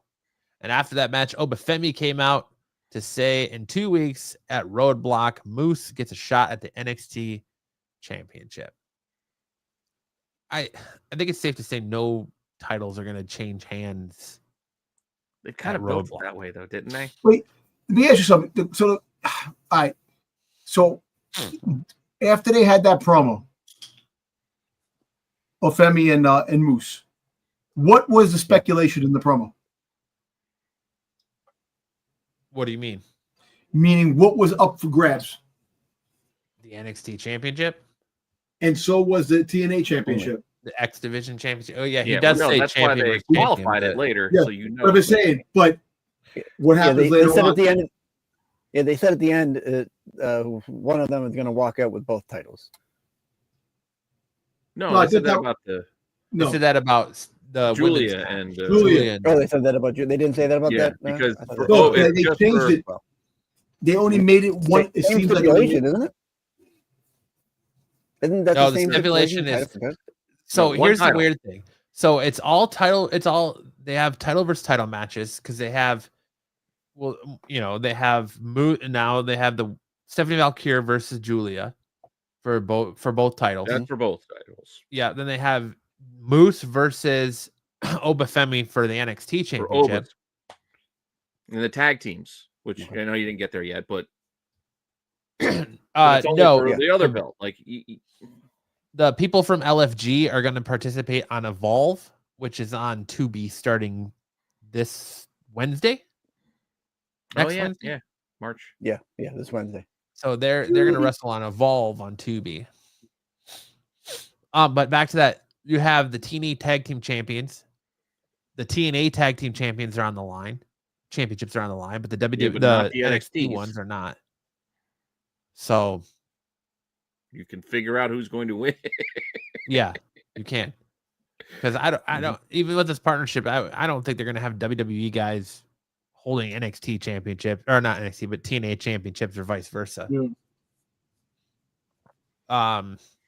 But then we got a promo from Jordan Grace. That was pretty good. I still think she needs to be in the main roster, but we'll. And who came out? Roxana Perez interrupted. Who tried to belittle Grace's accomplishments as being a big fish in a small pond over in TNA. I still don't think Roxanne's ready to go up. Hey, let me ask you something. So, freaking Jordan Grace, did you see her cheeks? It looked like she like a chipmunk holding some kind of nuts in her mouth. Like Dom, I'm surprised you could see anybody's cheeks other than Stephanie's or Jada's. Oh, dude, I listen. I'm good at that. I have good analogy of the anatomy of female wrestlers. So there you go. Just go back to Roxanne. I just don't think Roxanne's ready. Her mic skills aren't ready to go up yet. I think, but that's why they got her going up a lot. You see her coming out and do a lot of promos. So they're trying to help her with her promos. And I understand. Yeah, she needs help with the mic. That's what I mean. You don't need to rush her up until she's ready. But, like why? There's no room for the people they have. She accomplished everything down there. That's why they're bringing her up. You know, well, they're bringing her up to do what? She's going to be in the chamber. She's fucking goddamn. Well, I mean, a chamber. That's one thing. Yeah, you can put on something, but that's what is after that. It's the same thing with Lyra Valkyria. All right, they brought her up to give her an Intercontinental Championship. Then what? Call her up. We don't know. Give her the China treatment. Let her just be a massive ass kicker and not have to cut promos. You can put her with someone to cut promos for her. She's massive. Who? Jordan Grace. Oh, I'm not talking about Jordan Grace. I was talking about Roxanne. Oh, I was talking about. I thought you were talking about Jordan Grace. Roxanne needs mic work. Like Jordan Grace doesn't need mic work as much as Roxanne. Okay, yeah, I'll agree with you there. I thought you were talking about Jordan Grace. like when she's trying to be cocky, it sounds like she's reading a script. Like she's just not natural in her delivery yet. I don't know if she'll ever get there. You know what she sounds like? A smart ass like a schoolgirl. They're talking about shit and it's like because the way she talks, like I stayed in the Royal Rumble longer than anybody that was there. That's what I mean. It just comes off as I am reading a script. She's just tired. Maybe she's just tired. I'm running out of energy for this conversation. Division. I am the prodigy. I am the prodigy. I am Roxanne. It's just not engaged. That's all. I mean, that's the only problem. Well, you know what? Like I said, she's going to need some more mic skills, but that shouldn't hold her back from coming up to the main roster. She can always get. There's people on the main roster that can't freaking talk a lick. That's true, but again, why bring her up unless you have a plan? That's my only question. Well, she's going to be going after Bailey. That's going to be the freaking That's going to be that. Yeah, again, I get it. They have like one thing planned. That's my problem. Yeah. We're getting to the point where it seems like Triple H has got one idea and then no idea what to do. We're getting back into the repetitive of the same people, the same matches, week after week after week. Like how long are we waiting for Austin Theory and Grayson Waller to break up? And this might be it now, man. Dragging out the Jade Cargill. Who attacked Jade? Like I get it.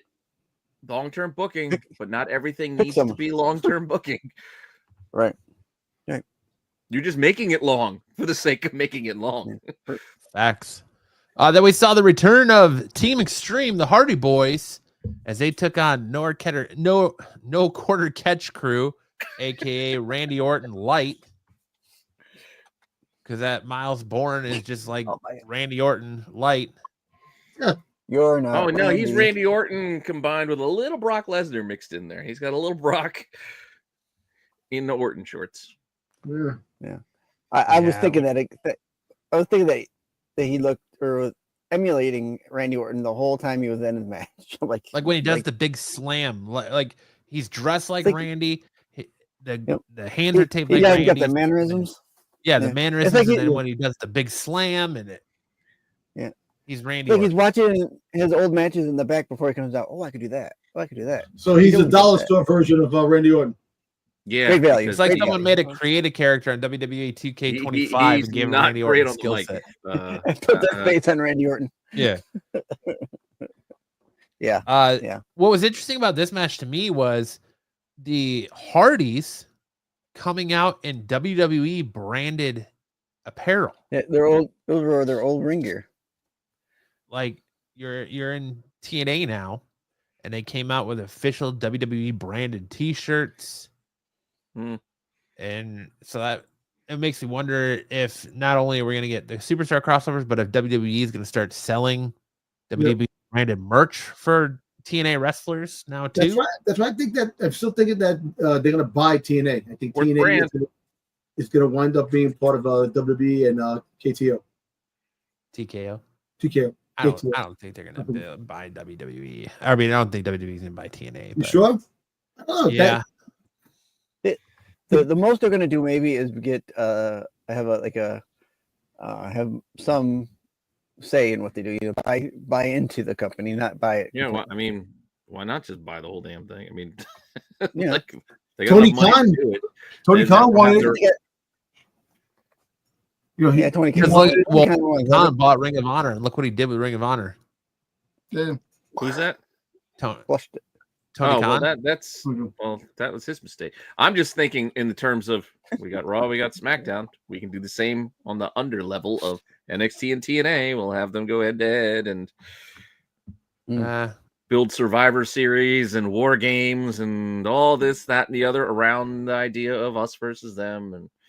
But it's not, you lose the surprise of who's going to show up where and when if they just buy them out, right? Like that's part of the surprise is seeing Cora Jade show up on TNA or, seeing the Hardys show up on NXT somewhere where you've never seen them before. Like true, but you get the added level of surprise because now you feel anybody can actually win these matches as opposed to we're not losing to them and they're not losing to us on our show. We're winning on our show. You know what I mean? Like saving face what do they and all of that. I wouldn't be surprised if some point we do see an NXT star holding a TNA belt or vice versa.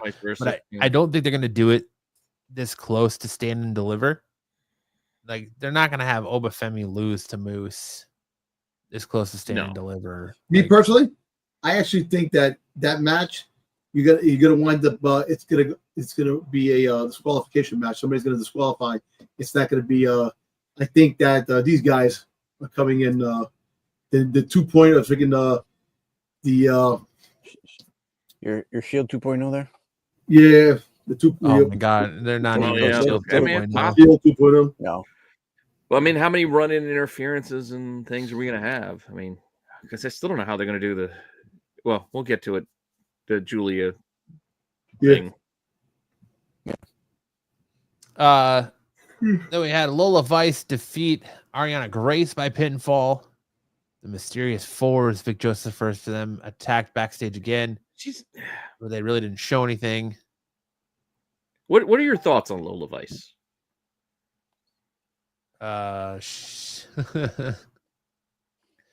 It's just her characters doesn't make sense. Like, the thing she does doesn't make sense. She wants to put off this MMA background. I'm tough, do all this, but at the same time, she does those stupid ass hip dances like she's Shakira out there, and she looks dumb as hell. Like, you can't do both. Like, pick a lane.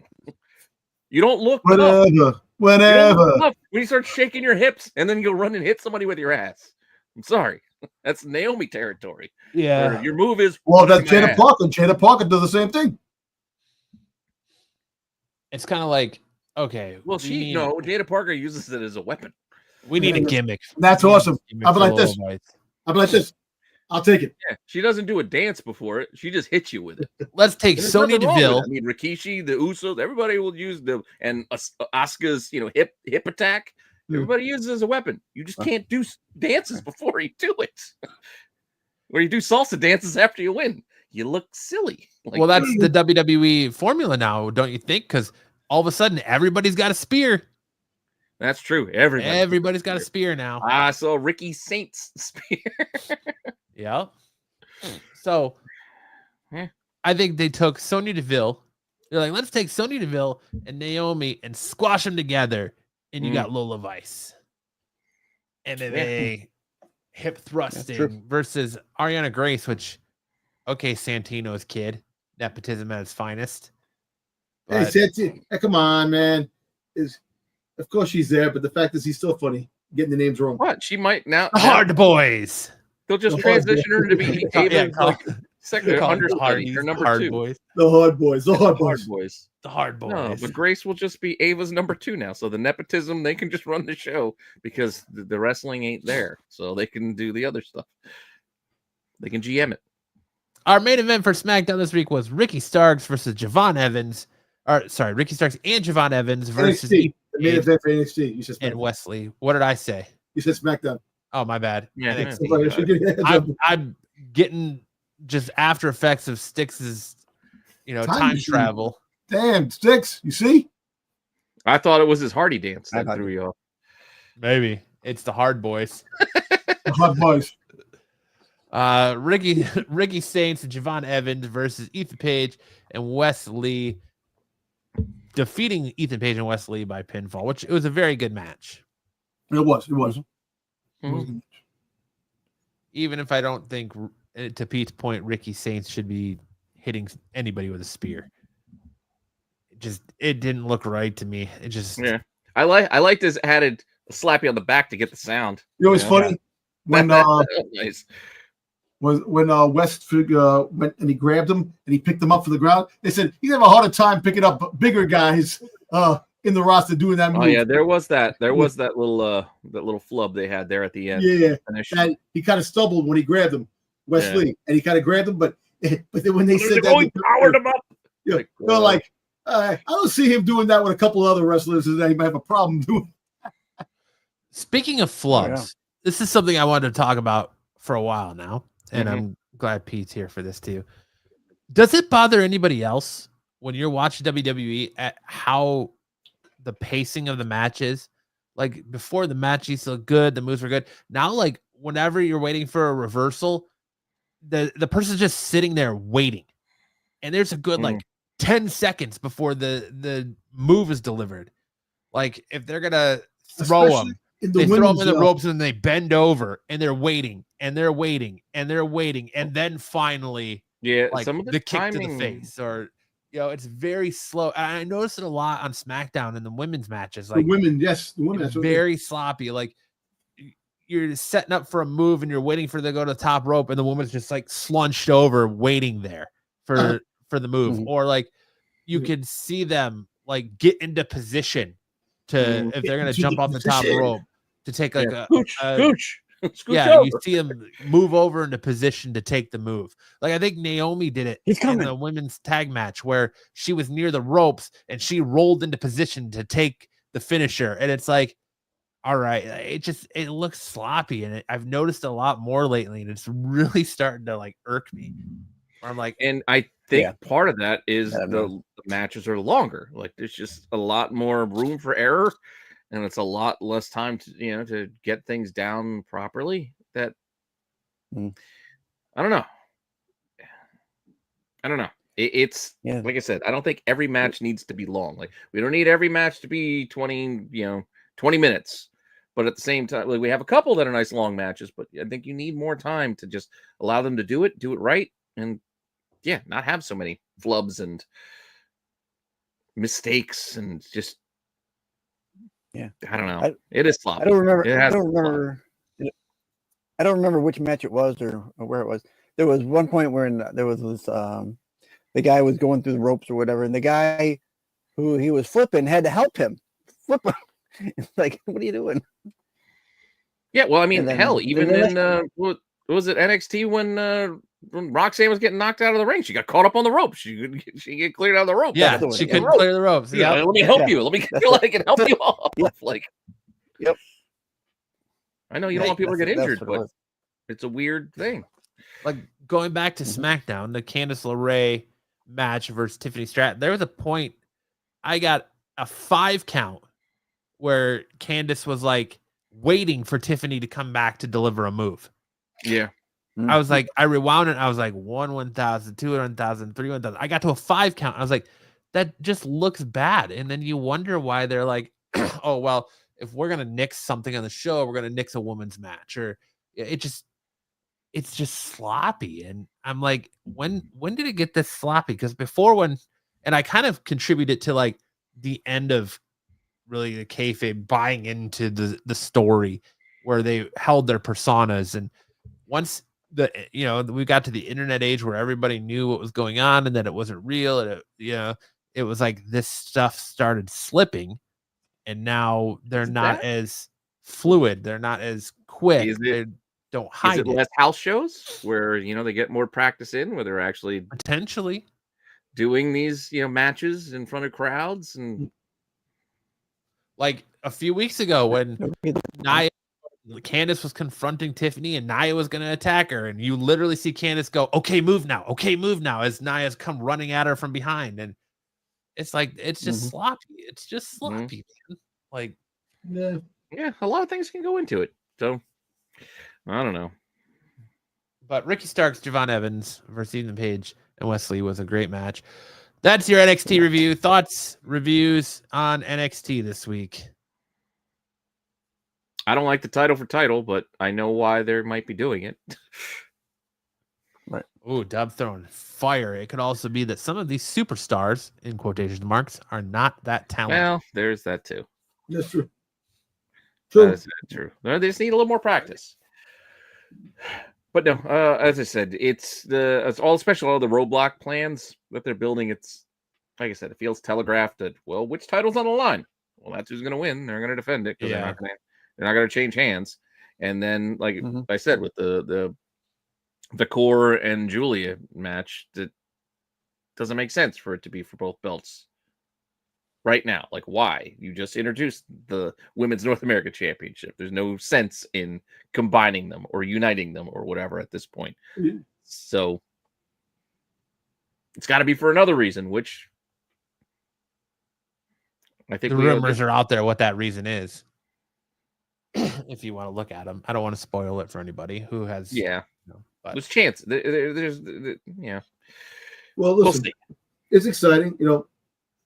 NXT was it's pretty good, man. I actually give it an A too. I give it an A. I give it a B plus because I love Jeff Hardy's one of my favorite wrestlers of all time. I love the Hard Boys. I do agree with Pete that Matt Hardy can barely move anymore. His knees are like his knees and back are shot. They've got to be fused together because he could barely walk. He walks bow-legged. It's tough watching a Matt Hardy match. The Frankenstein syndrome. Yeah, I like them in NXT. It's body. I mean, it happens. Your body breaks down. I knock it down because Ricky Starks had this huge week where he was the most talked about signing to WWE, and they gave him probably the lamest entrance. Oh God, yes. Where it's just the revolution is here, and he's in this like spotlight, and then he does his little pose, and then walks to the ring, and like it reminds me of like Orange Cassidy's week intro when he first started in AEW and how it's progressed now, but it's like just his silhouette doing his move on the screen with his name and then like little twirly spotlight. I was like, dude, for as much as hype as this guy's gotten over the last week, you couldn't give him a better entrance. Well, maybe they're still working it. Maybe they were still workshopping it, and that's why. Maybe, but I feel like at that point you had 2 weeks to figure it out. Like, I don't know. I also don't know about the. I mean, I guess I get it to ease him in with a tag match, but do we really need to put the Javon Ethan Page thing into this? Like, mix them up and then have them go fight off into the distance and like leave the match. Also, how long are we going to drag that thing out too? How many more times are we going to have those two fight over the smile? Like, again, I'm just getting. Yep. Everything's stretched. Like it's not long-term booking. You just keep stretching shit out. Yeah, who knows? I don't know. But I did enjoy it. B plus still, I agree. Overall. It's tough out here in these NXT streets. Yeah. I'm gonna agree with you and Pete, Matt, that plus there was a couple even videoed promos that were kind of tough to watch, and then like with them hanging out on the roof, it was weird. And then they were on the roof there, and the one girl comes over to set up a match during. Okay. Yeah, it was not good to me anyway. But the Hardy match was good. Yeah, and like you said, he's thrown his body for the business for as long as he has, and it's showing. It's really showing. So much so that I he's can't imagine. Constantly relapsing. Yeah. Jeff. Yeah. Also, did it look like to you guys that Jeff landed on his head? No, I saw that. When he did. Which part? Wasn't quite the swanton, but he went off the top rope into the no quarter catch crew, and he just kind of shorted the jump, or they weren't close enough to catch him, and his legs hit him, but it looked like his head hit the mat pretty hard. Get it? Hardy. Yeah, I do like their new like combo finisher, the twist of fate into like a neck breaker. That was pretty cool. What did they call it? They had a name for it. Like was it like point of view or something? Or twist? It was twist of something like twist of view. or the twist of view. Twist of view, something like that. Something. Yeah, something like that. Yeah, it wasn't bad. Yeah. We'll just run through AEW. I did watch AEW last night. I'm sorry that I did, because it was not good. It was very sloppy again. We had Hangman Adam Page versus Aaron Solo, or Becky's ex-fiance, or not Becky, Bailey's ex-fiance. Adam Hangman Page picked up the win there. We had Brian Keith versus Will Ospreay, with Will Ospreay picking up the win. The Outrunners versus Murder Machine. The Outrunners won after distraction. from the Hurt Syndicate of again. Freaking Bobby Lashley and Shelton Benjamin go to AEW, and it's the Hurt Business, Hurt Syndicate doing the same shtick. Yep. Cedric coming? Yeah, Cedric is probably going to go there once the 90-day non-compete is cleared, I'm sure. Then we saw Daniel Garcia and FTR versus Adam Cole, Kyle O'Reilly, and Roderick Strong, aka Undisputed Kingdom. With That's a weird Kingdom name. to keep the win. Yeah, because they can't use Undisputed Can't Era. use Era. Do they do anything? Do they do like a K with their hands? No. No, they still do that. Adam Cole, baby. Wow, that's always fun though. Yeah, I guess. And then we had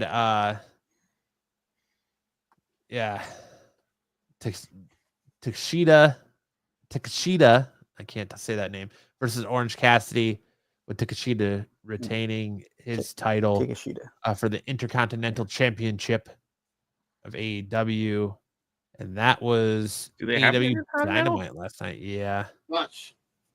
Which one is their Intercontinental? Is it the TNT or is it the? Oh, it's a different title. It's the AEW International Championship. International. You know, they got an international one. Yeah.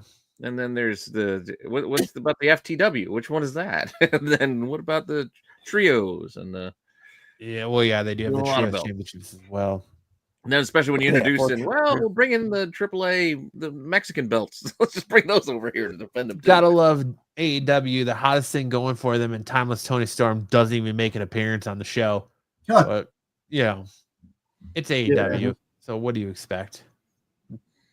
What do you expect? He was off doing promos for a movie. Yeah, for a movie. Yeah, for the Iron Queen of the Ring. Queen of the Ring, yeah. Naomi's in that too. There's Britt Baker's in that. There's a lot of female wrestlers in that. Yeah, someone spotted Naomi. I was like, oh, it is Naomi. And I didn't realize that was the chick from the Arrow TV show. That's playing the main character in that either. But I didn't either at first till I saw her. Once I saw the name, I was like, oh, that's who that is. Okay. But all right, well, I'm glad that Styx was able to escape the time tunnel just in time to show up to take us on a trip through the time tunnel. Wrong one. Step into the time tunnel, let's rewind. Everything but honest gets left behind. Lights are flashing, reality's just a blur. Everybody's ready, let's take this on. I still give you the coolest intro, Styx. We gotta wait. We gotta wait for Styx to be back in time as he's got his countdown going because his gotta get back in time, even though the video's over. Oh, poor Styx. That's quite the delay, Styx. And he's muted. Muted. No, he's still got the video playing. Like I can't unmute him. He's literally still got the video playing. He's got the worst internet. Jesus Christ, Styx. All right, there you go. Keeper. That was horrible. All right, Styx. What do you got for us this week in the time tunnel? So this week, again, continuing on to the road to WrestleMania, looking at some eBay sales that have happened in the past few months for eBay items. This week, it's kind of a hodgepodge. So the first couple here are old WrestleMania tickets. This is a WrestleMania 9 or 11 tickets. A ticket stub that sold for $399. Then we had the WrestleMania 5 ticket that sold for $509. Whew. Yeah, that's a lot. That's a lot for a stub. Yeah. Just to say I was there. Did you go to WrestleMania 5? No, I just bought ticket stub. No, I just bought somebody else's ticket stub. Yeah. I know people who collect I was there. This was your ticket? These were your seats? No, this is somebody else's seat. I threw my stuff. I know people who collect ticket stubs. They probably got ticket stubs of every goddamn event. Sporting events, wrestling events. Yeah. I collect the stubs of the things I go to because I went there. They're my Just memories. Buying some random dude's stub off the internet because Yo, let me buy that stuff. I was there. Yeah, I got movie stubs and baseball games, whatever. I got a lunchbox full of stubs, but they're my stubs. I need to impress this chick by saying that I had floor seats to WrestleMania 5 when in reality I was in the nosebleeds. I think I have a whole ticket. I have a whole ticket when Derek Jeter hit a home run in Yankee Stadium. If Jeffrey Meyer grabbed the ball in the 10th inning to win against the Orioles, I think I have a ticket somewhere. See, but that's your ticket. Yeah. I don't know if it's my ticket. I think I say I have it. I don't know if it's my ticket. I have it somehow. I had it in my hand. I have it someplace in one of the boxes. I'm gonna find it. That makes it your ticket. You didn't buy it off somebody. Yeah, but it wouldn't be Still like your I ticket. didn't go to that game, but I bought that ticket. I don't know. I mean, I get collecting. That's a lot of money for something. For a ticket stub. That Yeah, you can't use it again unless. No, but like I said, in the time tunnel. Hey Pete, last week we were talking about that wrestling's at an all-time high. So merchandise, collectibles are shooting higher than ever before. So that's why you're getting all this stuff now, like a lot of these crazy things, these crazy prices on. I thought you were going to say is because that ticket would have cost $589 today, and that's why it's going for that much. Oh, yeah, that's no joke. All right, up next we've got the WrestleMania. In WrestleMania, it's going to be $589. That's crazy. Yeah. Crazy. All right, up next here is the WWF WrestleMania 13 chair sold for $700. So these chairs are the chairs they have in like the first front couple rows of the event. That those who buy that area, they can take their chair home. Yeah, I've got a $700 Royal Rumble for a chair. I've got a Royal Rumble chair from when the Royal Rumble was here in Phoenix a few years ago. That's cool. Yeah, no, that is cool. That's I very mean, at least cool. you get something out of it. Yeah. Right. I And mean, or you're paying. you can make some money back if you sell the chair to somebody else. Yeah. Yeah, I mean, you're paying good money for those seats. So that's you might as well take the chair home. Even Did if you it's shake the just farts out of arena it? chair, I guess. Did I what? Shake the farts out of it? It was my chair. Oh, okay. I got me and my buddy had lower level seats, but they had blacked that area off, so they upgraded us to floor seats and we got to keep the chair. Wow. Really? That's cool. Oh, now it's my sit in the garage. And I was gonna sell it. I was like, "Oh, I'll sell this one day." And now it's turned into my sit in the garage to get away from my kids' chair. There you go. Don't touch Now Daddy's all chair. you need is a Meisterbrow poster to go with you in the garage Right. for $800. Yep. That's next. The WrestleMania. What? I can't even read it. WrestleMania 3. Yeah, WrestleMania 3 promotional Meisterbrow poster. $799. I think that's kind of worth it because I don't know how many of these actually made it out of anywhere. Well, listen, Unless you're really thinking of autograph keeping ones. it. I mean, I think someone got one autograph probably. I can see these autographed and put up in someone's house, wrestling fan's house. You can't. yeah. Andre's Well, I mean, gone. yeah, you're only going to No, get before. No, You back on in the day. now. They got it probably back in the day. I don't now, yeah. That's a bad pose for Hogan because look at that skullet. Yeah. Oh, yeah. But Yeah. still, that is one of the all-time classic manias. Like 3 is, it's legendary. Yeah, probably my favorite of the earliest WrestleManias. Hogan did the unthinkable by slamming Andre. And Yeah. Roddy Piper's farewell match and much I mean, more. Unless you were at a house show like 4 weeks before that, he did it for. But oh well. All right. Up next, WrestleMania ringside. Well, I put the wrong one there. Where am I here? WrestleMania 3 shirt. I flopped it. Bad stick. That's all right. WrestleMania 3, Flip-flop the picture. 1987. Hogan Andre rare double size M T-shirt. Pretty cool T-shirt. For a kid's shirt. So Yeah, I mean, I'm If I were sorry. a kid, But it's I would been have a bought long time since I fit a medium. yeah, but for $1,995, would you have bought that? No? On eBay? No. No. I would have done what I did right here. Take the picture and Keep it on my camera roll. That would have been it. Okay, so the full here. Let's go back to the $8.99 one. So WWF 11 ringside folding chair, $899. That's a pretty cool chair. Again, we just talked about the chairs from the last one. It's kind of the same thing. $809. That's a lot for a chair still, but got free delivery. then we got the WrestleMania. Yeah, WrestleMania 40 Championship Golden Replica Belt, limited edition, sold for $3,199. 40. I like it. It comes with that little sheath. I like that the little cover, the little garment bag, freaking rest of the belt garment. Well, any of the replicas, they come with those bags. Well, the expensive replicas come with those. There's a meme. There's a meme on Instagram. This guy and girl, they're kissing, going back and forth, and she goes to his room and she looks around and there's all wrestling belts and everything around. She's a bed, there's like a wrestling ring around the bed, and she looks at him. Goes, "This is your room?" And he's like, "Yeah." And she goes like this, and she picks her hand up and does the other one. I really figured my tribal chief. I acknowledge you. There's a really cool Punk replica belt that I want. Like, I'm not a big replica belt person, but at the Royal Rumble, my son is. Yeah, they had this limited edition best in the world CM Punk like signature series belt where it was all done up in like his Chicago-esque, like the blue and the baby blue and white and stuff color scheme with his fist and the spinner in the middle. They were all autographed.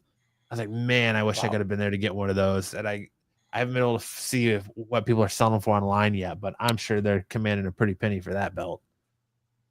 Hey, speaking about figure CM Punk, there's a figure that dropped for CM Punk, and there's like an error on the figure, and they have to take it back to. There was like some kind of a, if I'm not mistaken, there was an error on the production line of the CM Punk figures. They put a Coke tattoo on him.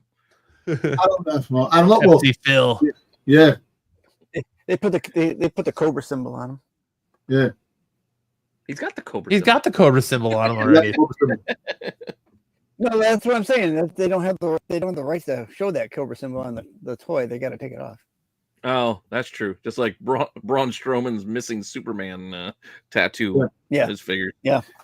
There's a missing shield. Look at him. Well, you know what? Well, they'll be able to go back to. They'll be able to go back to the drawing line after the news today that dropped. So, yeah, because Mattel makes wrestling figures, right? Braun Strowman. I guess. Yeah. Is it Mattel? If Braun Strowman can't have the Superman symbol, yeah, DC is going back to Mattel, so we can get the license. Maybe you get that. You get that Braun Strowman with. Wait, is it? Wait, but doesn't freaking Pacific with Jack Pacific still do figures, or it is Mattel? Jack still does figures. Yeah, there's a couple companies. Jax does the AEW figures. The AEW figures. All right, so Mattel does the WWE figures, right? I don't know if it was Mattel or Hasbro. I think it's Mattel. I think it's Mattel. Yeah, I'm not sure. I'm just not 100%. I think Hasbro is getting away from doing their stuff. Yeah, I don't have. All right. Well, all right. Thanks for watching on that segment. Show's over. All right. Done. Now it brings it to the moment of the show you've all been waiting for. You're probably on the rewind and fast forward just to this point, but it's time for our Elimination Chamber predictions. Sticks was kind enough to put together some slides. Sticks, you want to go over through the points for us for Elimination Chamber? I think the whole thing through. Yeah, there's a slide for the points as we go through the matches. So, did you put them in the right order? Or okay, put them in the order you sent it to me. Okay, so this one, I'm gonna take that as a no. I did not put them in the right order. No, you did not put them in the. Yeah. Are we gonna do men's or women's first, so I can start thinking this through? So I had the Cody Rhodes thing first. Okay, so so 5 points for if Cody says yes or no if you guess it correctly. Yeah. All right. Okay. So I'm guessing at the beginning, Cody Rhodes and The Rock will probably have a promo. If they don't do it on SmackDown, Nah, it'll be in the middle somewhere. I think it's the end. I think it's going to be the end. No, You think it's gonna be end? actually, So- no. It's going to be. I think Pete's right. It's going to be right before the men's. It'll be like the chamber palate cleanse after the Zayn KO match. Yeah. And before the, Mhm. I don't know if they're going to go men's or women's chamber last this time. I don't know which one they're going to want to finish with. Yeah, there you go. So Yeah, so wait. they're all out of So order. if, Okay. Yeah. So if Cody accepts or doesn't accept, you got to pick. If you think he's going to accept or not accept, you get 5 points for your guess on that one. We got that. Okay. All right. What do you so think? then, Do you think Cody's going to accept?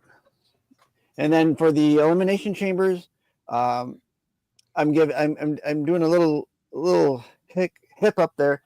5 points are gonna, if you do the elimination order.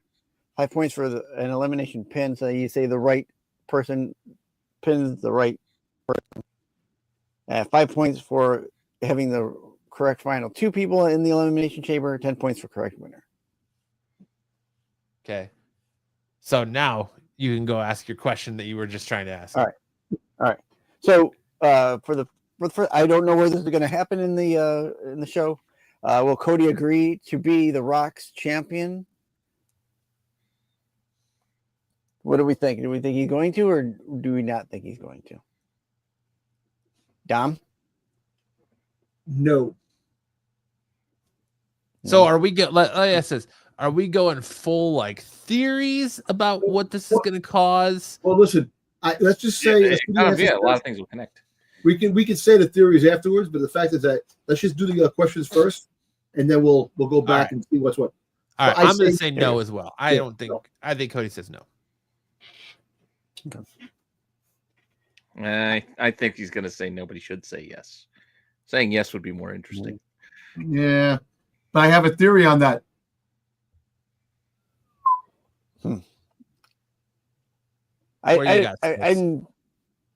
I'm tossed. I think he's going to say yes.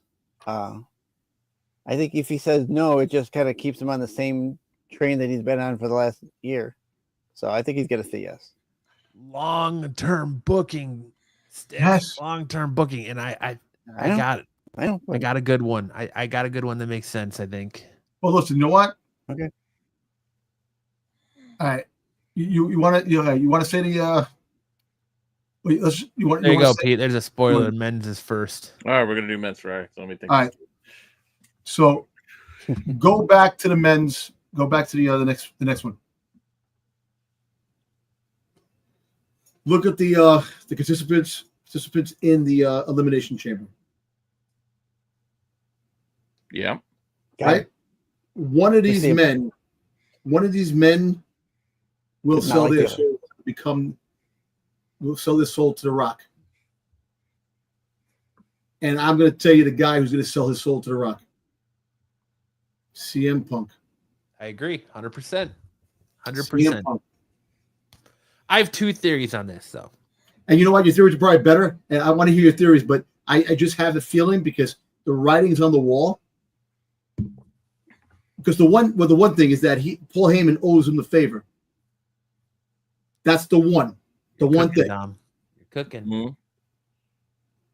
The second one, Okay. I'm not. It's just his promos. If you watch his promos, like, he's going up against, say like Logan Paul, telling him, "I'm the devil, and I'm doing that," and he's selling his soul. He's mentioning the devil. He's mentioning this, and a couple of times in the promos, the devil was mentioned in the couple of promos, the last promos that he had with interactions. So, you want to go on a limb. He's saying devil. He's doing that, and the Paul Heyman favor, this and that. CM Punk becoming the Rock's, freaking selling his soul to the Rock, and that's going to be the final coffin to Cody Rhodes with the him doing that. And I actually had somebody else prior that I was thinking, but CM Punk made so much more sense. And you sit there and you watch his promos, and he's with the crowd, and even though he's Like we got to do the whole goddamn thing, though.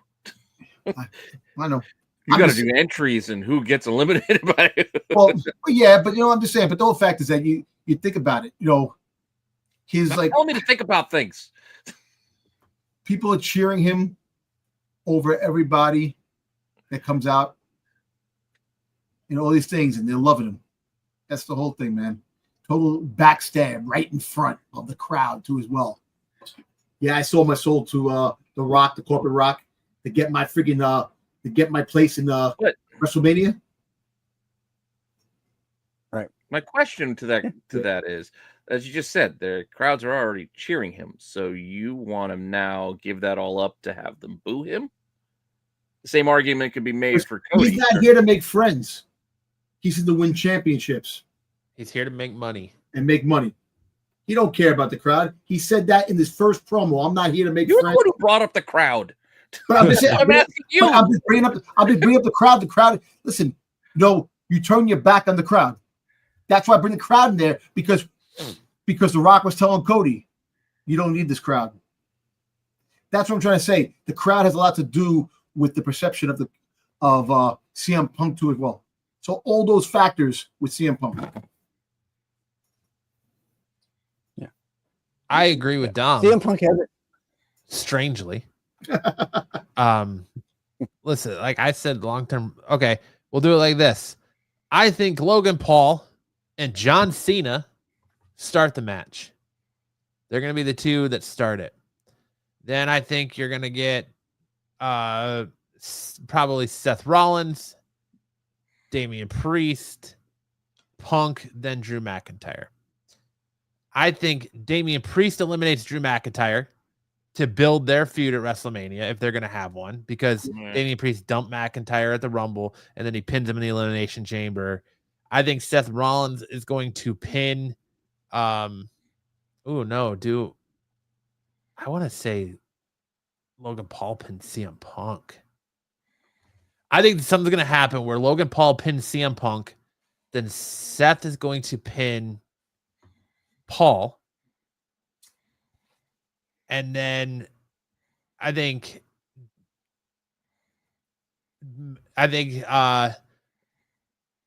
Damian Priest pins Seth. Cena's going to pin Priest to win the Rumble or win the Elimination Chamber match. All right. Can I say one thing really quick? Go ahead. The reason why Seth loses, Roman Reigns is going to fucking spear him. Roman Reigns is coming out in the chamber. That's going to be that's how you get the Roman Reigns and Seth Rollins WrestleMania. That's what's going to happen. I know, and I've heard the theory about that too. But it's hard to interfere in a chamber match because the fucking door's closed. No, it's not. It happened before. Yeah. I know, but it's always got to be some weird conflict. You know how long it takes him to get to the ring? I know, but I know, but there could be a twist in this too, where The Rock makes himself the seventh man, comes down at the end of the chamber when you think someone's a winner. There's a lot of things that could happen here, especially going off The Rock's promo from Friday night. Cody says no, and I think Cody's going to say no because right now he's the ultimate babyface. He is the face of the company. He's the number one merch seller. So by turning him heel now, they jeopardize a lot of business. So I think they keep him heel. Cena's on his last run. Cena's not going to turn heel. Punk, if Cody turns down Rock, either A, The Rock is going to flex his powers and make an impromptu match right there where he's going to face Cody Rhodes right there for the title, or Punk has that favor, right? So if Cena wins, it's Cena Cody. Punk calls in his favor because Paul Heyman has that other Rock phone. Paul Heyman makes that call for CM Punk, and now CM Punk, The Rock puts CM Punk in the main event of WrestleMania. Punk wins. Punk beats Cody. Or they're going to do a Cena versus Punk. Winner gets to fight Cody. CM Punk versus John Cena night 1. Winner goes to face Cody night 2. Punk wins the title at Mania. Walks out of Mania with the WWE Championship. Long-term booking, right? So then you have Cena giving chase. Cena wins the Money in the Bank. Cena says, SummerSlam, I'm going to do this again. Call my shot. I'm not going to come at you from behind. I'm going to come at you from front. SummerSlam, I'm calling my shot. I'm cashing in my Money in the Bank for a championship match. You have Punk beat Cena. And then Cena carries the championship till he ultimately loses it to Randy Orton for his final match. So then Orton has the belt because I think Orton's going to interfere in the KO match. We'll get to that in a little bit. Yep. But Cena carries the belt, drops it to Orton, and then you have Orton having the belt, and then you have Cody chasing Orton up until WrestleMania of next year. Long-term booking. So that would be 17 and 16. I think 15 for Orton. Yeah, for Orton. He's got I 14. thought it was 16. I think he's got 14. 14? I think he's with He's Triple got Five one with behind. H. He's got like 1 or 2 behind. Oh, all right. But that makes the most sense to me as to who's going to side with The Rock, because what you said, Dom, the deal with the devil, yeah. I don't think it's going to be Seth. Really, when you look at this match, there's only really two. You don't like the WrestleMania theory? I don't know what the WrestleMania theory is. Uh, What's the WrestleMania theory? The WrestleMania theory is again calling up on what you guys are saying, but the person who will accept The Rock's offer to be his champion is the guy who was whispering him to him at their last little event. Drew McIntyre. Drew McIntyre. See, I actually thought it was Drew McIntyre first, but then I was looking at CM Punk. That was their theory, and then I was like, what? That does make a lot. I don't know if it's going to happen. It I does see make the sense. logic behind it. It makes sense. It does make sense, but the CM Punk thing makes more of a really in your smack you in the face type of thing. Because But I don't know if they're necessarily looking to try to smack you in the face. I don't know, I'm just saying that it makes a lot more sense with CM Punk. There's a lot more on the line with CM Punk than McIntyre. McIntyre's already became bad. He got fucking screwed. He did his thing, fucking us. He lost he beat Seth. He won the belt. He lost the belt to the Priest. He's been screwed the entire time. Yeah. And his attitude, why would he sell himself to the devil to try to get things? Because he's been screwed. I know, but screwed. But the whole fact is that So now he's got the corporate guy on his side. That he's already been a heel. He's been a heel. That's what I'm trying to say. He had the heel mentality. Yes. Like CM Punk has been in your face the entire time. The crowd behind him. But why are you saying the idea of CM Punk becoming a heel all of a sudden, despite the fact that the crowd is completely the whole fact is that wait, selling a lot of merchandise for them. It makes more sense to turn him than to already have the heel who's already been a heel. No, but it makes sense. Why the heel? Yeah, but why would you want to be a heel to become even more of a heel? It doesn't make any sense. That makes your hero. Think about this. Think about this. They cheer. Heroic. They cheer Cody, right? Only as good as the villain he faces. They cheer Cody, but when freaking CM Punk comes out to Cody, they cheer Cody, CM Punk more than Cody, which is kind of funny. I'm just trying to say that the crowd has a lot to do with the persona of the wrestler. That tells you. I get that, but you keep telling me that they're going to take that and throw that away. I think that's what I'm saying. That's what you're saying. They're going to take CM Punk's popularity and throw it away to have everybody boo him. I think the other thing you got to look at this match too is the brands. Like, Netflix wants to keep Jey Uso on Raw. So if Jey Uso is going to win the title, they want CM Punk on Raw. So that if CM Punk won that title, then he's going to go to SmackDown. Like that's the only hiccup in my theory that I'm like, I don't know if that's going to happen, because are you going to move Cody Rhodes to SmackDown? Are you going to move Jey Uso to SmackDown if they, want to swap titles? I think Logan Paul is not winning the Elimination Chamber. I think he, and honestly, him and Damian Priest are the two that are for sure not winning the title. Listen, I don't think Seth is winning either. So if Seth is getting eliminated he's going to get speared by fucking goddamn Roman Reigns. And I know you already said that. Yeah, I know. I don't think Roman comes out in this, honestly. I really don't. If Roman's going to make an appearance, well, Well, think about it. Roman, look, he freaking Seth in Royal Rumble freaking sideswiped. What he did to Roman Reigns. Yeah, no, we saw, but he freaking clocked him twice with freaking curb stomp. I get that, but at the same time, the way that Roman has built his persona the last few years, he's not a hide under the ring guy to go and sneak attack somebody to ruin their chance at a belt. He'll just come at them face to face and say, I'm just saying. Yeah. You change the guy. What you might do is when Seth gets eliminated, Roman comes out, spears him on the ramp, puts up his one, and walks back to the back. What if he doesn't spear him? What if Seth is like crawling out of the chamber after he's eliminated, and Roman just comes out of nowhere and curb stomps him and walks away? Yeah, does his move on him? Yeah, there you go. Could do that, or spears him on the outside, like on the outside or something. Like I don't know. After he's hurt, like he did with him. But I see him interfering. I think looking at this match, as much as I don't want to see it because I think it makes it boring, John Cena is the most logical victor.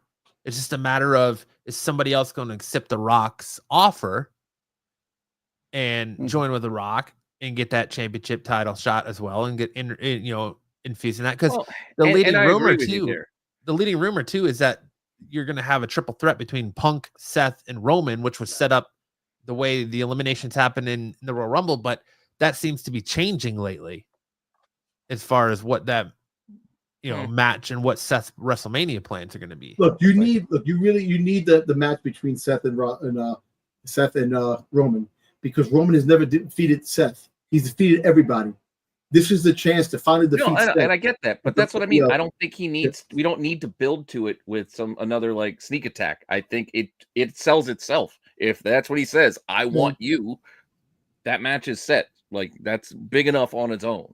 Yeah, but what's the best way to really fucking screwing somebody? You fucking you interfere in the match that they go into a championship and win a championship. I don't think that's about screwing somebody. I think it's just about its own revenge.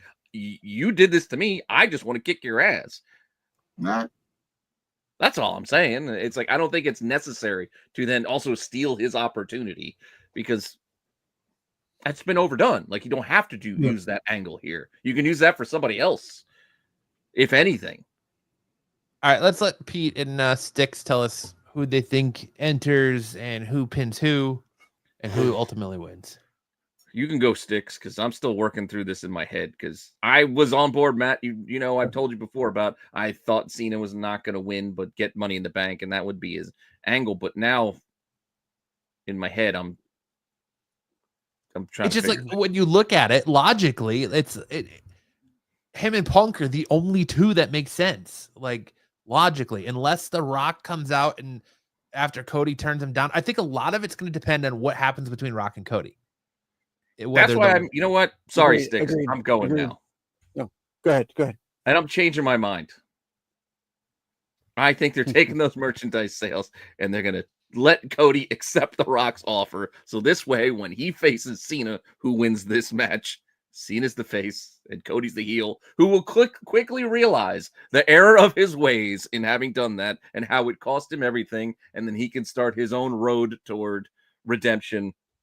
Yeah. For however long that'll take coming back. So we're going to see a repeat of Cody Rhodes finishing his story. Yep. Trying to get back on top. But who knows if he ever does. But as far as order goes, if I went that route, I'm thinking we'll open with Priest and McIntyre so they can build to the match that McIntyre apparently doesn't want, but they got to have something to do because otherwise what are they going to do?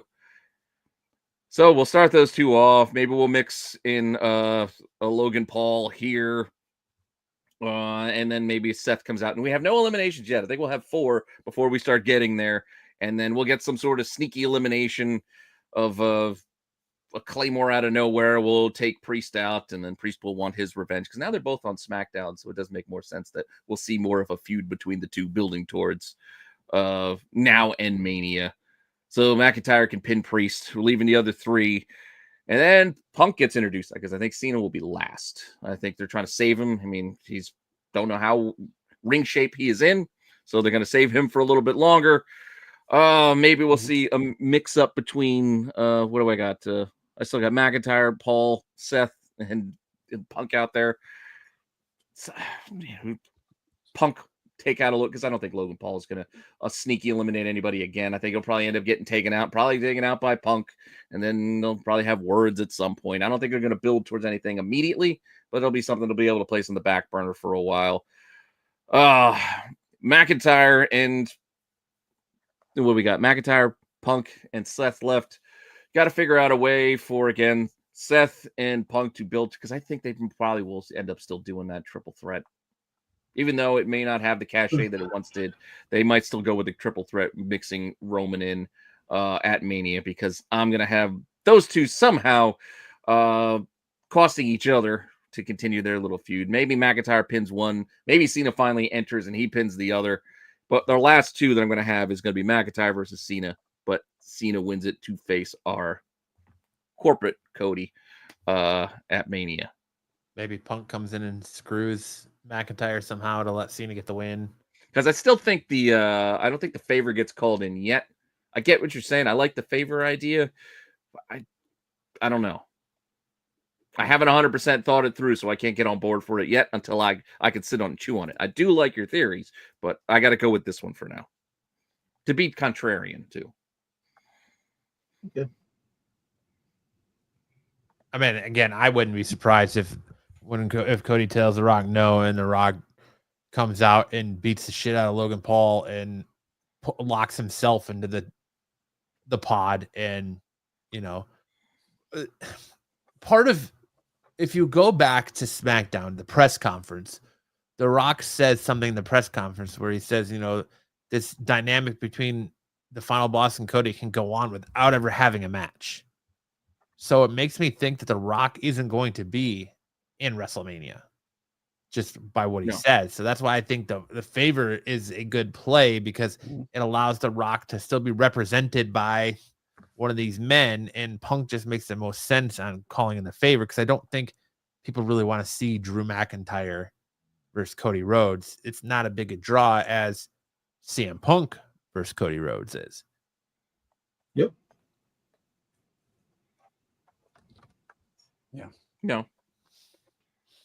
I think they're playing a lot of damage control, because they were having a hard time selling Mania tickets after Jey Uso won the Royal Rumble from, you know, whatever the dirt sheets and stuff are saying. So to sell tickets, you got to make a bigger main event for Cody's title. And I mean, Cena, Cody, Punk, Cody, Cena, Punk, and Cody all in a triple threat. Like, it's a draw. It sells. You know, it's just. Yeah. Listen, I don't think. Go ahead, Sticks. I don't think Jey Uso winning the Royal Rumble has anything to do with not selling Mania tickets. I think the cost of the Mania tickets are what's causing them not to sell Mania tickets. That could be true. That's also part of it. I mean, I get it. You're in Las Vegas. You gotta up the prices of the tickets because the venue is more expensive than having it at the 50-yard line at Philadelphia Stadium there. But you're not gonna pack it. You're not gonna pack it in like you did last year. Last year was packed. This year is gonna be not packed. So we'll see. As far as the chamber goes, it's in Vegas. They'll start comping tickets. Like they'll have a problem filling the place. They'll comp tickets big time. You'll have the celebrity row where all the celebrities will sit. No, they can just pull people in off the streets. It's Vegas. I would like to walk by. How you doing? Yeah, you want to go to WrestleMania? Sure, thank you. Oh, yeah. Yep. Are they front row seats? No, they're back. I don't know shit. Yeah, you're gonna be sitting in the back of a curtain watching it on the TV. Anyway, all right, Sticks, get your picks. I gotta get to sleep. I gotta go to work tomorrow. All right. So to begin the match, I've got Logan Paul and Seth Rollins. Then out comes McIntyre, then Punk, then Cena and Priest, I've got McIntyre pinning Seth. I got McIntyre pinning Paul. I got Cena pinning McIntyre, and then I got Priest pinning Cena to win it. Priest? Yeah. What happened to Punk? Priest. Did I put You Punk have in there? Damian No, Punk. Priest. You have Damian Priest Oh, winning yeah. the Elimination Chamber. I'm sorry. No, wait. I got Punk winning the Chamber. No. Yeah, I was like, you After left Punk out of there somewhere. I was gonna say Yeah. that's a bold prediction there, Sticks. I got Punk beating Priest at the end to win the Chamber. All right. Now we go to the women's chamber. Oh boy. Less drama on this front. Yeah. Oh, by the way, my son picked Cena. Your son picked Cena. I think Cena's a Cena? safe bet, Okay. man. Yeah. Did he I'll pick put him Cena? down. No, I'm trying to think. He might have said Punk. Uh-oh. He'll pick someone else next week. Oh, okay. This match, I think Bailey and Raquel, or not Raquel, Bailey and Roxanne start this. Yep, agreed. Then Alexa comes out. Then I think you're gonna get Naomi. Then, I think then you'll get Liv, and I think Bianca Belair is the last one out. I think it's gonna come down to it. I think Jade Cargill comes back. Jade Cargill interferes in this match. I think she's going to take out Naomi, who is the one that attacked her. Then after the distraction, I think Roxanne eliminates Bianca Belair. And I think Liv. Oof, man. It's hard to go with the eliminations. Actually, no, I'm going to change that. I think Roxanne is going to eliminate Bailey to continue their feud. I think that Bianca, to add a twist to this, Jade Cargill's going to come out, take out Naomi. Bianca's going to pin Naomi to eliminate her. Then Roxanne is going to pin Bianca. Alexa is going to pin Bianca, and it's going to come down to Alexa, or no, Liv will pin. I'm getting all confused now. Liv, yeah, I'm not following. I've got no idea what the hell. Yeah, all right. Try this again. I think Bailey and Roxanne start the match. All right. I think that Roxanne's going to eliminate Bailey to continue their feud. I think then Naomi's going to come out, and Naomi's going to be in there for a while, and then Jade Cargill is going to show up and take out Naomi. I think Bianca is going to pin her, and then there's going to be some kind of confrontation between Jade Cargill and Bianca. I think Jade Cargill will also lay out Bianca. Then Roxanne or Liv will be opportunistic to take her out. And then I think Alexa Bliss will eliminate Roxanne, and then also eliminate Liv Morgan to win the Elimination Chamber match. My pick is Alexa Bliss. Lock it in. Damn, you already took my damn pick already, what I was going to say. I already had it planned the entire time that she was going to be the winner.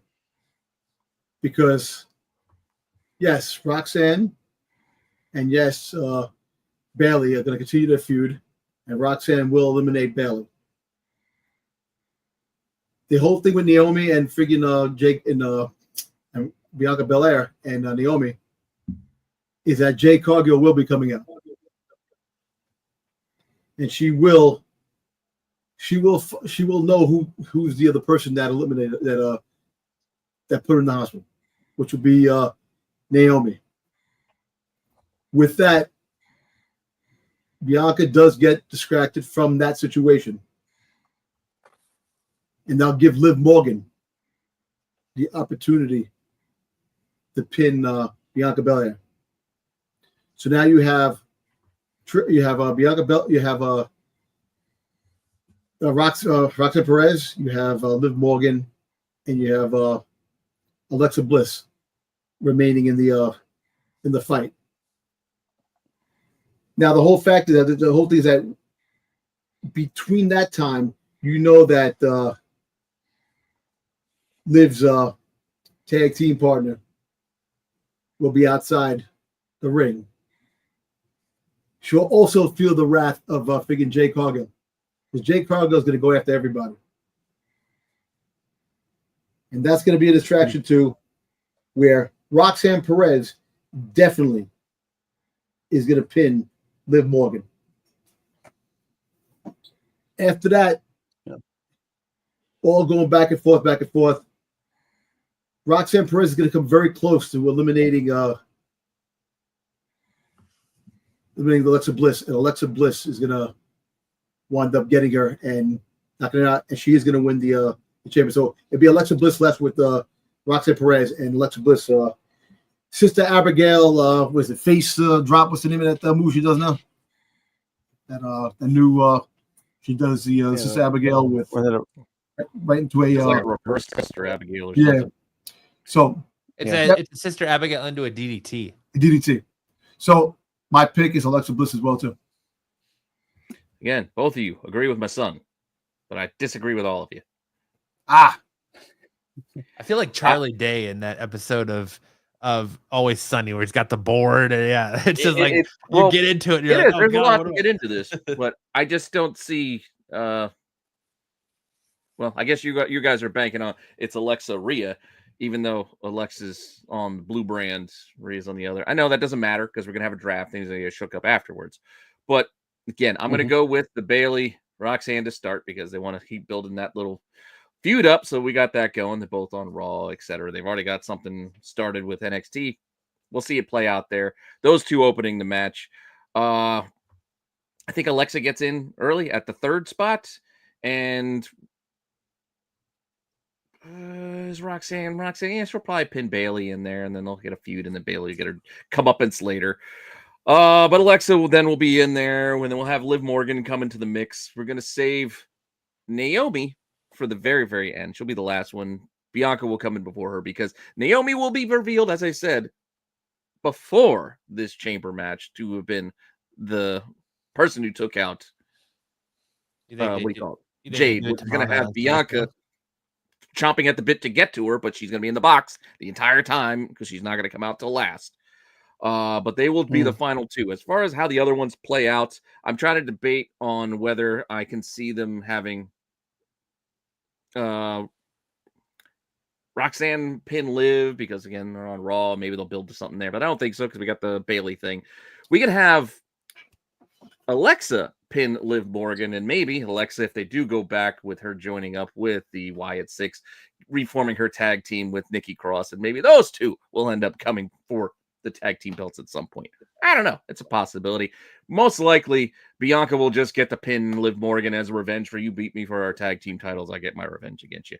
That really doesn't matter. As I said, I don't think Alexa's going to win. I think she'll probably be the third one in there before it's down to Bianca and Naomi, and Bianca pinning Naomi and Bianca going on to WrestleMania because that's where she needs to be again. She put her time in the tag team, route. She's got to get back to headlining again, but she will not be facing Rhea. She'll probably be facing Io because they're going to save Rhea Bianca for a future Mania match because I think Io will beat Rhea on Monday. No. I like it for the most part. But I could also see where Naomi, it would be interesting if Naomi and Bianca started the match too, but I like it. I like your optimism, Pete. Yep. Yeah. Well, like I said, and then Bianca's got to get there, and then she's got to win because she's got to quietly build to her Undertaker streak. As long as as bad as I don't want to see Bianca versus Rhea, I don't want to see Bianca in the title match again at a WrestleMania. Nothing against her. I just don't want to see it again. It's like seeing the Chiefs in the Super Bowl 3 times in a row. I want to see it But you could be right. I don't know. Let's go, Alexa. That's all I'm gonna say. Sticks, what do you got, bud? All right. So to start off the match, I've got Liv and Roxanne Perez. Then we'll have Bliss come out, Better, Naomi, and then Bailey at the last entrant. Liv's gonna pin Perez. Then I got Bliss pinning Liv. That'll be a good stretch before we get another pin, and then Bailey will finally pin Bliss. I got Belair pinning Bailey to leave Naomi and Belair at the end, where it's going to start out kind of friendly.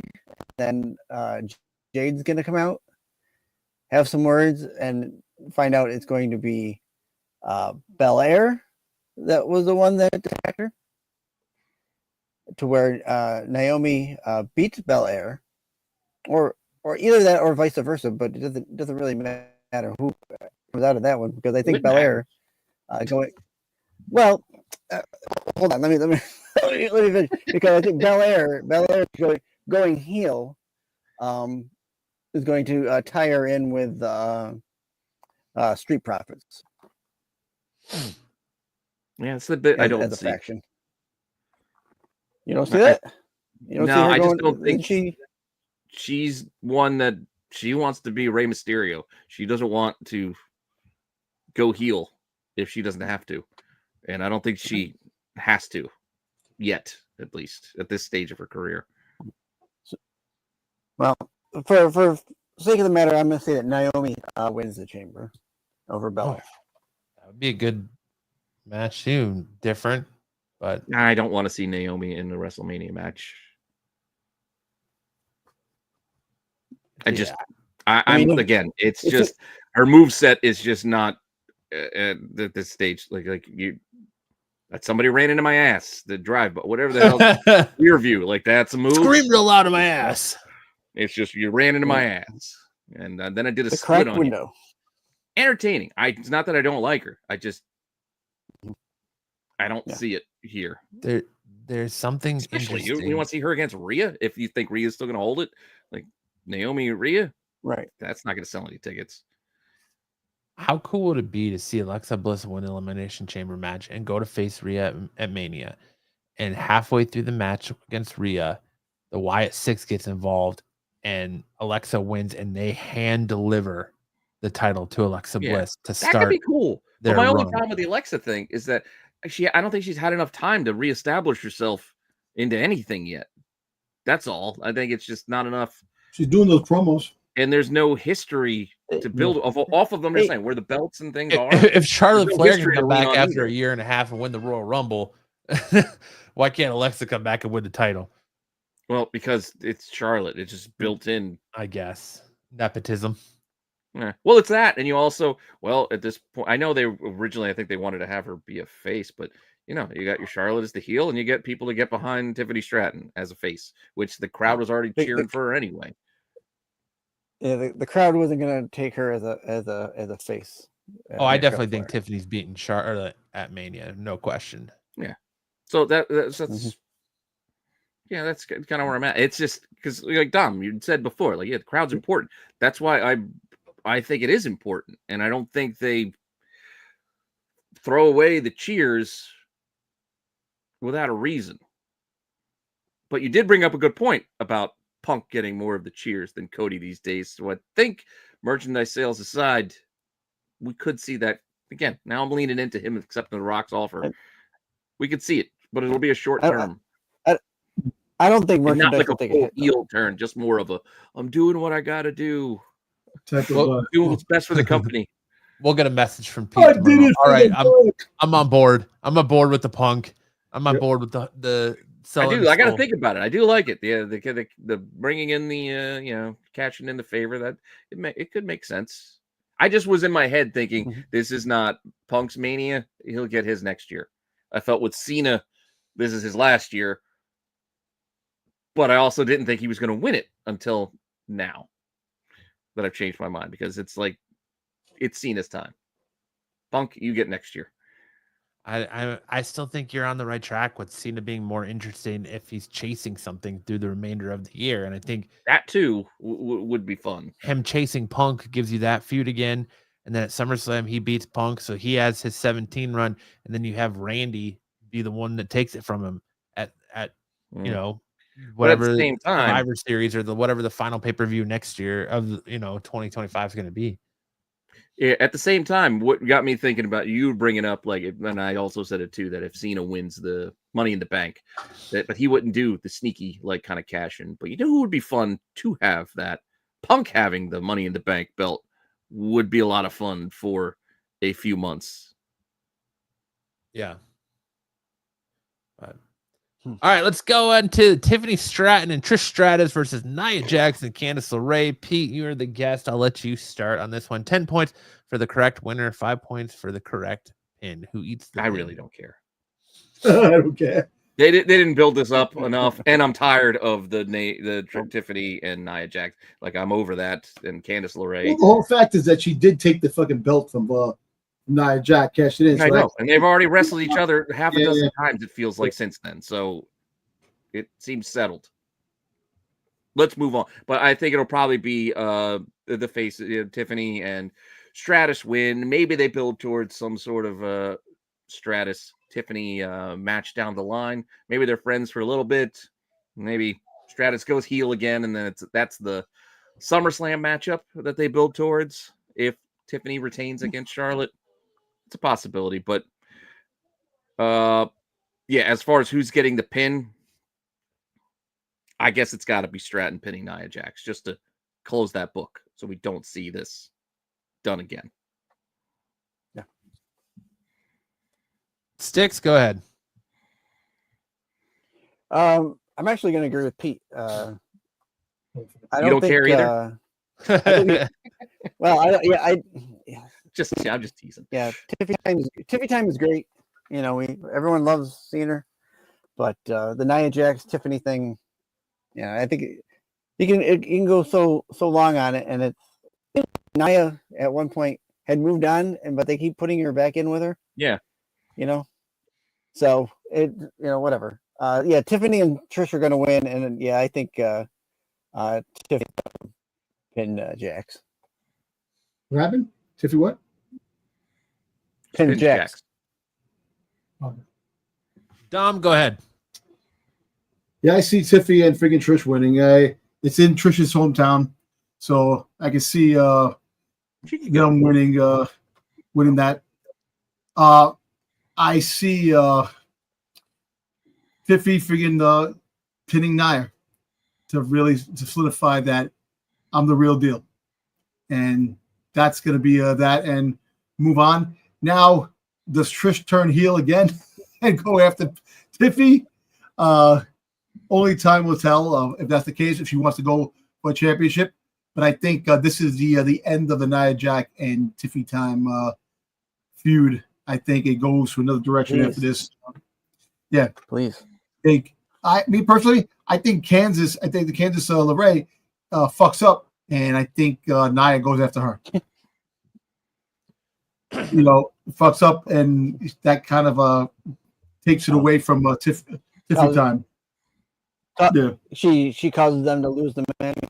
Yeah, something like that. That she messes up, and it makes Tiffany be able to pin Nia. So I think that's that, and that's the match. I agree with all of you on the winners. Trish and Tiffany are going to win this match, but I think it's going to be Candice LeRae eating the pin to Trish Stratus. You give Trish the pop in her hometown, and then you keep Tiffany looking strong. You keep Nia looking strong, and you just you give Trish that one up for the legend being there, the pop from the home crowd, and Candice LeRae eats the pin. That's right. what I think.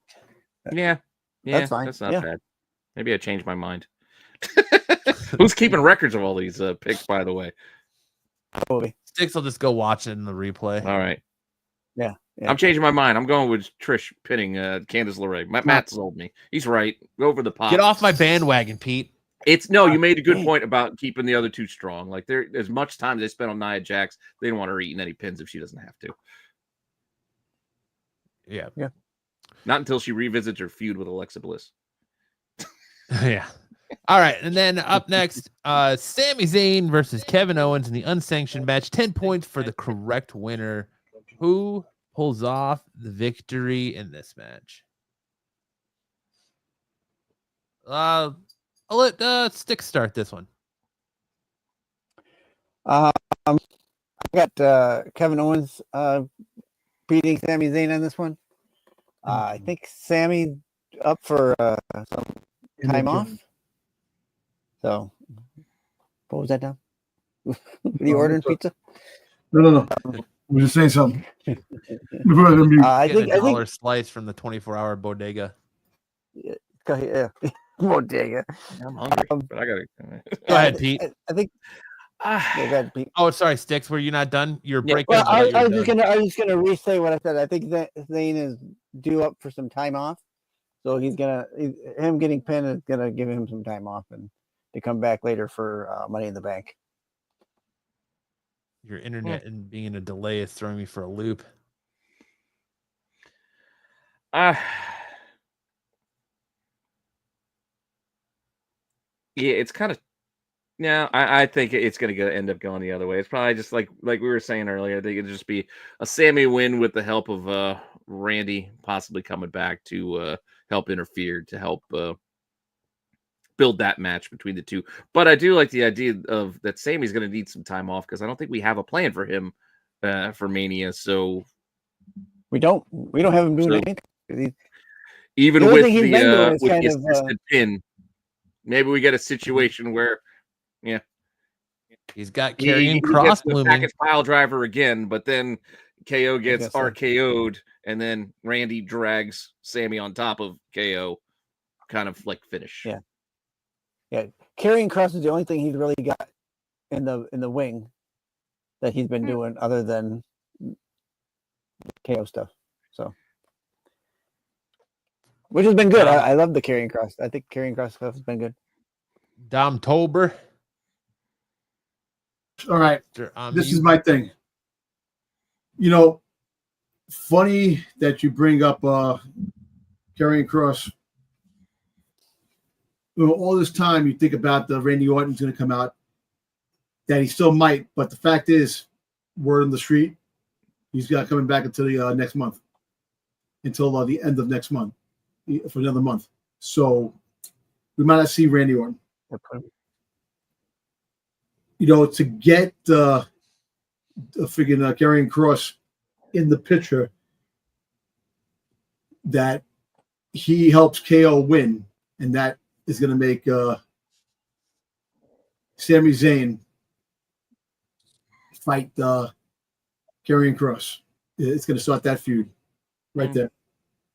The Randy Orton angle is still going to come. I still think Randy Orton comes out after a week or two after the Chamber to confront Kevin Owens. You just said the end of next month. Make up your mind. Oh, the end of next month. The end of next month or whatever, during the month. But he's not coming out of Elimination Chamber. Maybe in a couple of weeks. But either the end of this month, I don't know. He's not coming out. Well, it makes a difference. The end of next month, because word on the street that that freaking carrying cross. There's some big plans for carrying cross going into WrestleMania. So, big plans. Plans for maybe going for the Intercontinental Championship with Braun Breaker. So that's one of the things that they're talking about. So to get him in the mix to start wrestling, because he's just going back and forth doing promos in the back. So to get him going, he needs a feud. So I can see. I got what you're saying. It's just we're running out of time to set that up. If you're going to mix Sami Zayn in there too. Well, the whole thing is that he's been freaking talking to Sami Zayn. I know, but isn't Sami going to want his revenge from getting screwed over by carrying cross? Yeah, that's what I'm trying to say. So there'll be more of that at the end, because I think Sami Zayn is going to be part of that mix for the Intercontinental Championship too. That's what I'm trying to say. Oh, you're serious? It'll be like a triple threat. Actually, no. I think it's going to be a 6-man. Six. It's going to be big. They're going to have Penta. It's going to be Penta, Sami Zayn, Karrion Kross. Freaking, you might even have Sheamus in there again. And Santa somebody Claus, else. the Easter Bunny, and throw the kitchen sink in there too. Hey, you might have Dragunov in there too. Dragunov might come back too. You know. But yeah, Sami loses to KO with interference to Karrion. Okay. I think that this is an unsanctioned match, no holds barred, no disqualifications. I think you get a little of everything. I think you get Karrion Kross interfering in this match, and you also get Randy Orton. And I think that kicks off your. I listen. When it comes to Elimination Chamber, we sat here earlier tonight and we said there's no. It feels like there's no direction for the road to WrestleMania. It feels like WrestleMania is flat. I really think that they're going to use Elimination Chamber to really kick things off and launch things and build through the month of March up to WrestleMania. So I think you could have Karrion Kross interfere in this match for Sami and, you know, not cost him the match, but interfere, and he gets taken out. And then Randy Orton could come in to make the save for Sami and also cost KO the match. So that way you're building towards Karrion Kross for Sami Zayn at Mania, and they can continue that feud on Raw moving forward to build it more. But then you really got KO versus Randy Orton at WrestleMania. And I think that's kind of where they're building with this. And that's why Randy hasn't been around. I think Randy comes back at Elimination Chamber and he costs KO the match. And then you're going to have just more weeks of promos of KO in his car crying in the parking lot, or KO outside Randy Orton's house taking awkward family photos of him at the dinner table or something. Like, I really think that that's where it's mounting up, is you're going to have Karrion Kross versus Sami Zayn and KO versus Randy Orton at Mania. That's my choosing. You can just go ahead and put that 10 points down for me already, Sticks. As I said, I agree with you on the Randy interfering. I'll pencil it in for you. It's just the Sami Karrion Kross. I don't know if that's moving the needle for anyone, and I don't know if we need it on the card. You got to do something. It's 2 nights. Like, you got to build it somehow. Well, I know it's 2 nights, but you also got to figure what they do. They do actually usually put those other belts in there in a mix. So you got Intercontinental, and then you got to figure out LA Knight probably going back against Shinsuke, I guess, if Shinsuke still has it. So those are extra matches that get mixed in, especially if they put in tag team matches. I think you're going to get Penta versus Breaker for Intercontinental Championship at Mania. Possibly. I think it'll be more of a Penta Kaiser Breaker, you know what I mean? Like, it'll be a triple threat, if not fatal 4-way. Dom, I think, is going off the reservation with 6. I think he's getting crazy going 6-pack out there. Yo, listen, I do agree 3 or 4 probably makes sense. No. All right. And then we have Travis Scott is heading to WWE Elimination Chamber. Bonus 10 points if you think he gets involved in some way other than just smoking a joint and blowing it in Jey Uso's face. In the stands, that's so horrible. Yeah, I don't know what's he gonna do. There's no Uso. Who's he gonna come out with? Maybe John Cena comes out as Dr. Thugonomics. John Cena and Travis Scott comes out rapping with him. Maybe Travis Scott raps Word Life. That would be Thugonomics. But yeah, I say no. I don't think he gets involved. I don't think he gets involved either. Although Bad Bunny. But yeah, no, I'm gonna say no. I'm gonna say no as well. No. No. I think he's gonna do something. I don't know what. So I'm gonna say yes to something. I don't know if it's gonna be rapping. I'm not thinking of rapping, but I'm thinking getting involved in a match. So I mean, he's obviously going to be there. He's going to do something. When I say no, as I say no to any physicality. I don't think he's right. Exactly. touch or Dude, hit I would lose my shit if he comes out rapping "Word Life" by John Cena. I would lose it. Yeah, I'm gonna say yes. I'll say yes. He does something. No. He's going to come out and freaking just hold the goddamn belt and walk around with that fake ass hardcore championship belt. He weighs freaking goddamn soaking wet 5 pounds, walking around a hardcore championship. Now I'll knock him on his fucking feet, man. Okay, we already had a Dom rant before the show. I don't need another. Got him aggravated Dom all of a rant. sudden. Heck with this guy, man. Dom got real upset real fast. Yes. He's been upset with Travis Scott since the Raw on Netflix. So Yeah, freaking goddamn. You can't smoke weed anywhere you goddamn go, man. Freaking goddamn have more manners and think about your surroundings where you are, man. I'm tired of people thinking they can do whatever they damn please. Dom's Agreed. Heated. And don't And that disagree goes with it. to everybody. Dom's heated. No, I'm just saying. No, it's just the fact is that because you have money and you think what's what, you can freaking go against the law. No, you're not bigger than the law. I want the law to take down people who think they're bigger than the law. I think the part I think you're overlooking is like, yeah, it is against the law, but at worst, the law. they're gonna write him a ticket, which he'll pay. Like that's what I mean. Like it's that what it's meaningless. Like to him, who cares? Like, it's just Fuck paying. the ticket. Yeah, I got that right in my back pocket. It's legal. I mean, it's What I legal. mean, in Vegas he's not. too, so. He's gonna get. Throw his He's ass gonna in get locked jail. up for it. Throw his ass in jail, and let him sit there, It's legal. It's legal. But it's in legal. Vegas. not in a freaking out public place with his kids. That's the only thing I don't like. I don't like people doing that in front of kids. You know, and I see a lot of that, and I think it's disrespectful, and I think it's moronic, and I think that people are dumb. Dumb people shouldn't have kids to be doing shit like that. And that's why the kids turn out dumb and stupid and cause problems. Well, because of we're moronic getting into a whole fathers. social argument here too, but Yeah. So guess what? Fuck that dude. Dom Fuck thinks your that. kids are dumb and stupid. Yes. Anybody who freaking thinks you smoke weed 24/7 a day and hang out in the street corners, dumb as fuck. Get a life, get a job. And life is not. You're not bigger than the law. Listen, you're not bigger than the law because but reality will smack you dead deep in the face. They need to bring back the DARE program and let Dom be the spokesman for it. Oh my God. We still have the DARE program.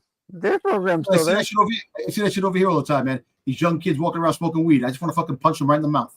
I just want to do that. I really do. Weed. And then find their mother and father and punch them in the mouth too for raising a piece of shit son. That's it. Anyways, on that note, you're getting a little extreme there, Dom. Watching. That is our. Again, it's not against the law everywhere, so you're overreacting to things a little. The worst thing that they did was make that shit legal. That's the worst thing they ever did. A lot of people said that about alcohol during prohibition times too. Nah. But again, thank you so much. That's our show. That's our Elimination Chamber predictions. Let us know in the comment section below who you think is going to win the men and women's Elimination Chamber match and all the matches. It goes a long way to help the algorithm when you interact with us and get us. Make sure to hit the like and subscribe button and help us on our road to 1,000 subs. Exactly. Thank you so much for hanging out with us tonight, Pete. And if you guys want more wrestling content from us, make sure to click over here, probably over Dom's face, and then probably down here over Pete's face. I have this video that'll keep you in all of the off the mat wrestling content. I hope you guys enjoy Elimination Chamber, and we will see you all next week when we're talking about the fallout. And hopefully we all fare better in Elimination Chamber predictions than we did in the Royal Rumble predictions, because Double O kind of smoked us all. Double smoked all of us. Yeah. Listen, don't be a fool. Stay in school. There you go. I give that. In the ring, the lights go down. Roaring crowd, they scream and shout. Chants echo, shaking the ground. Warriors clash, the game is found. Welcome to the show.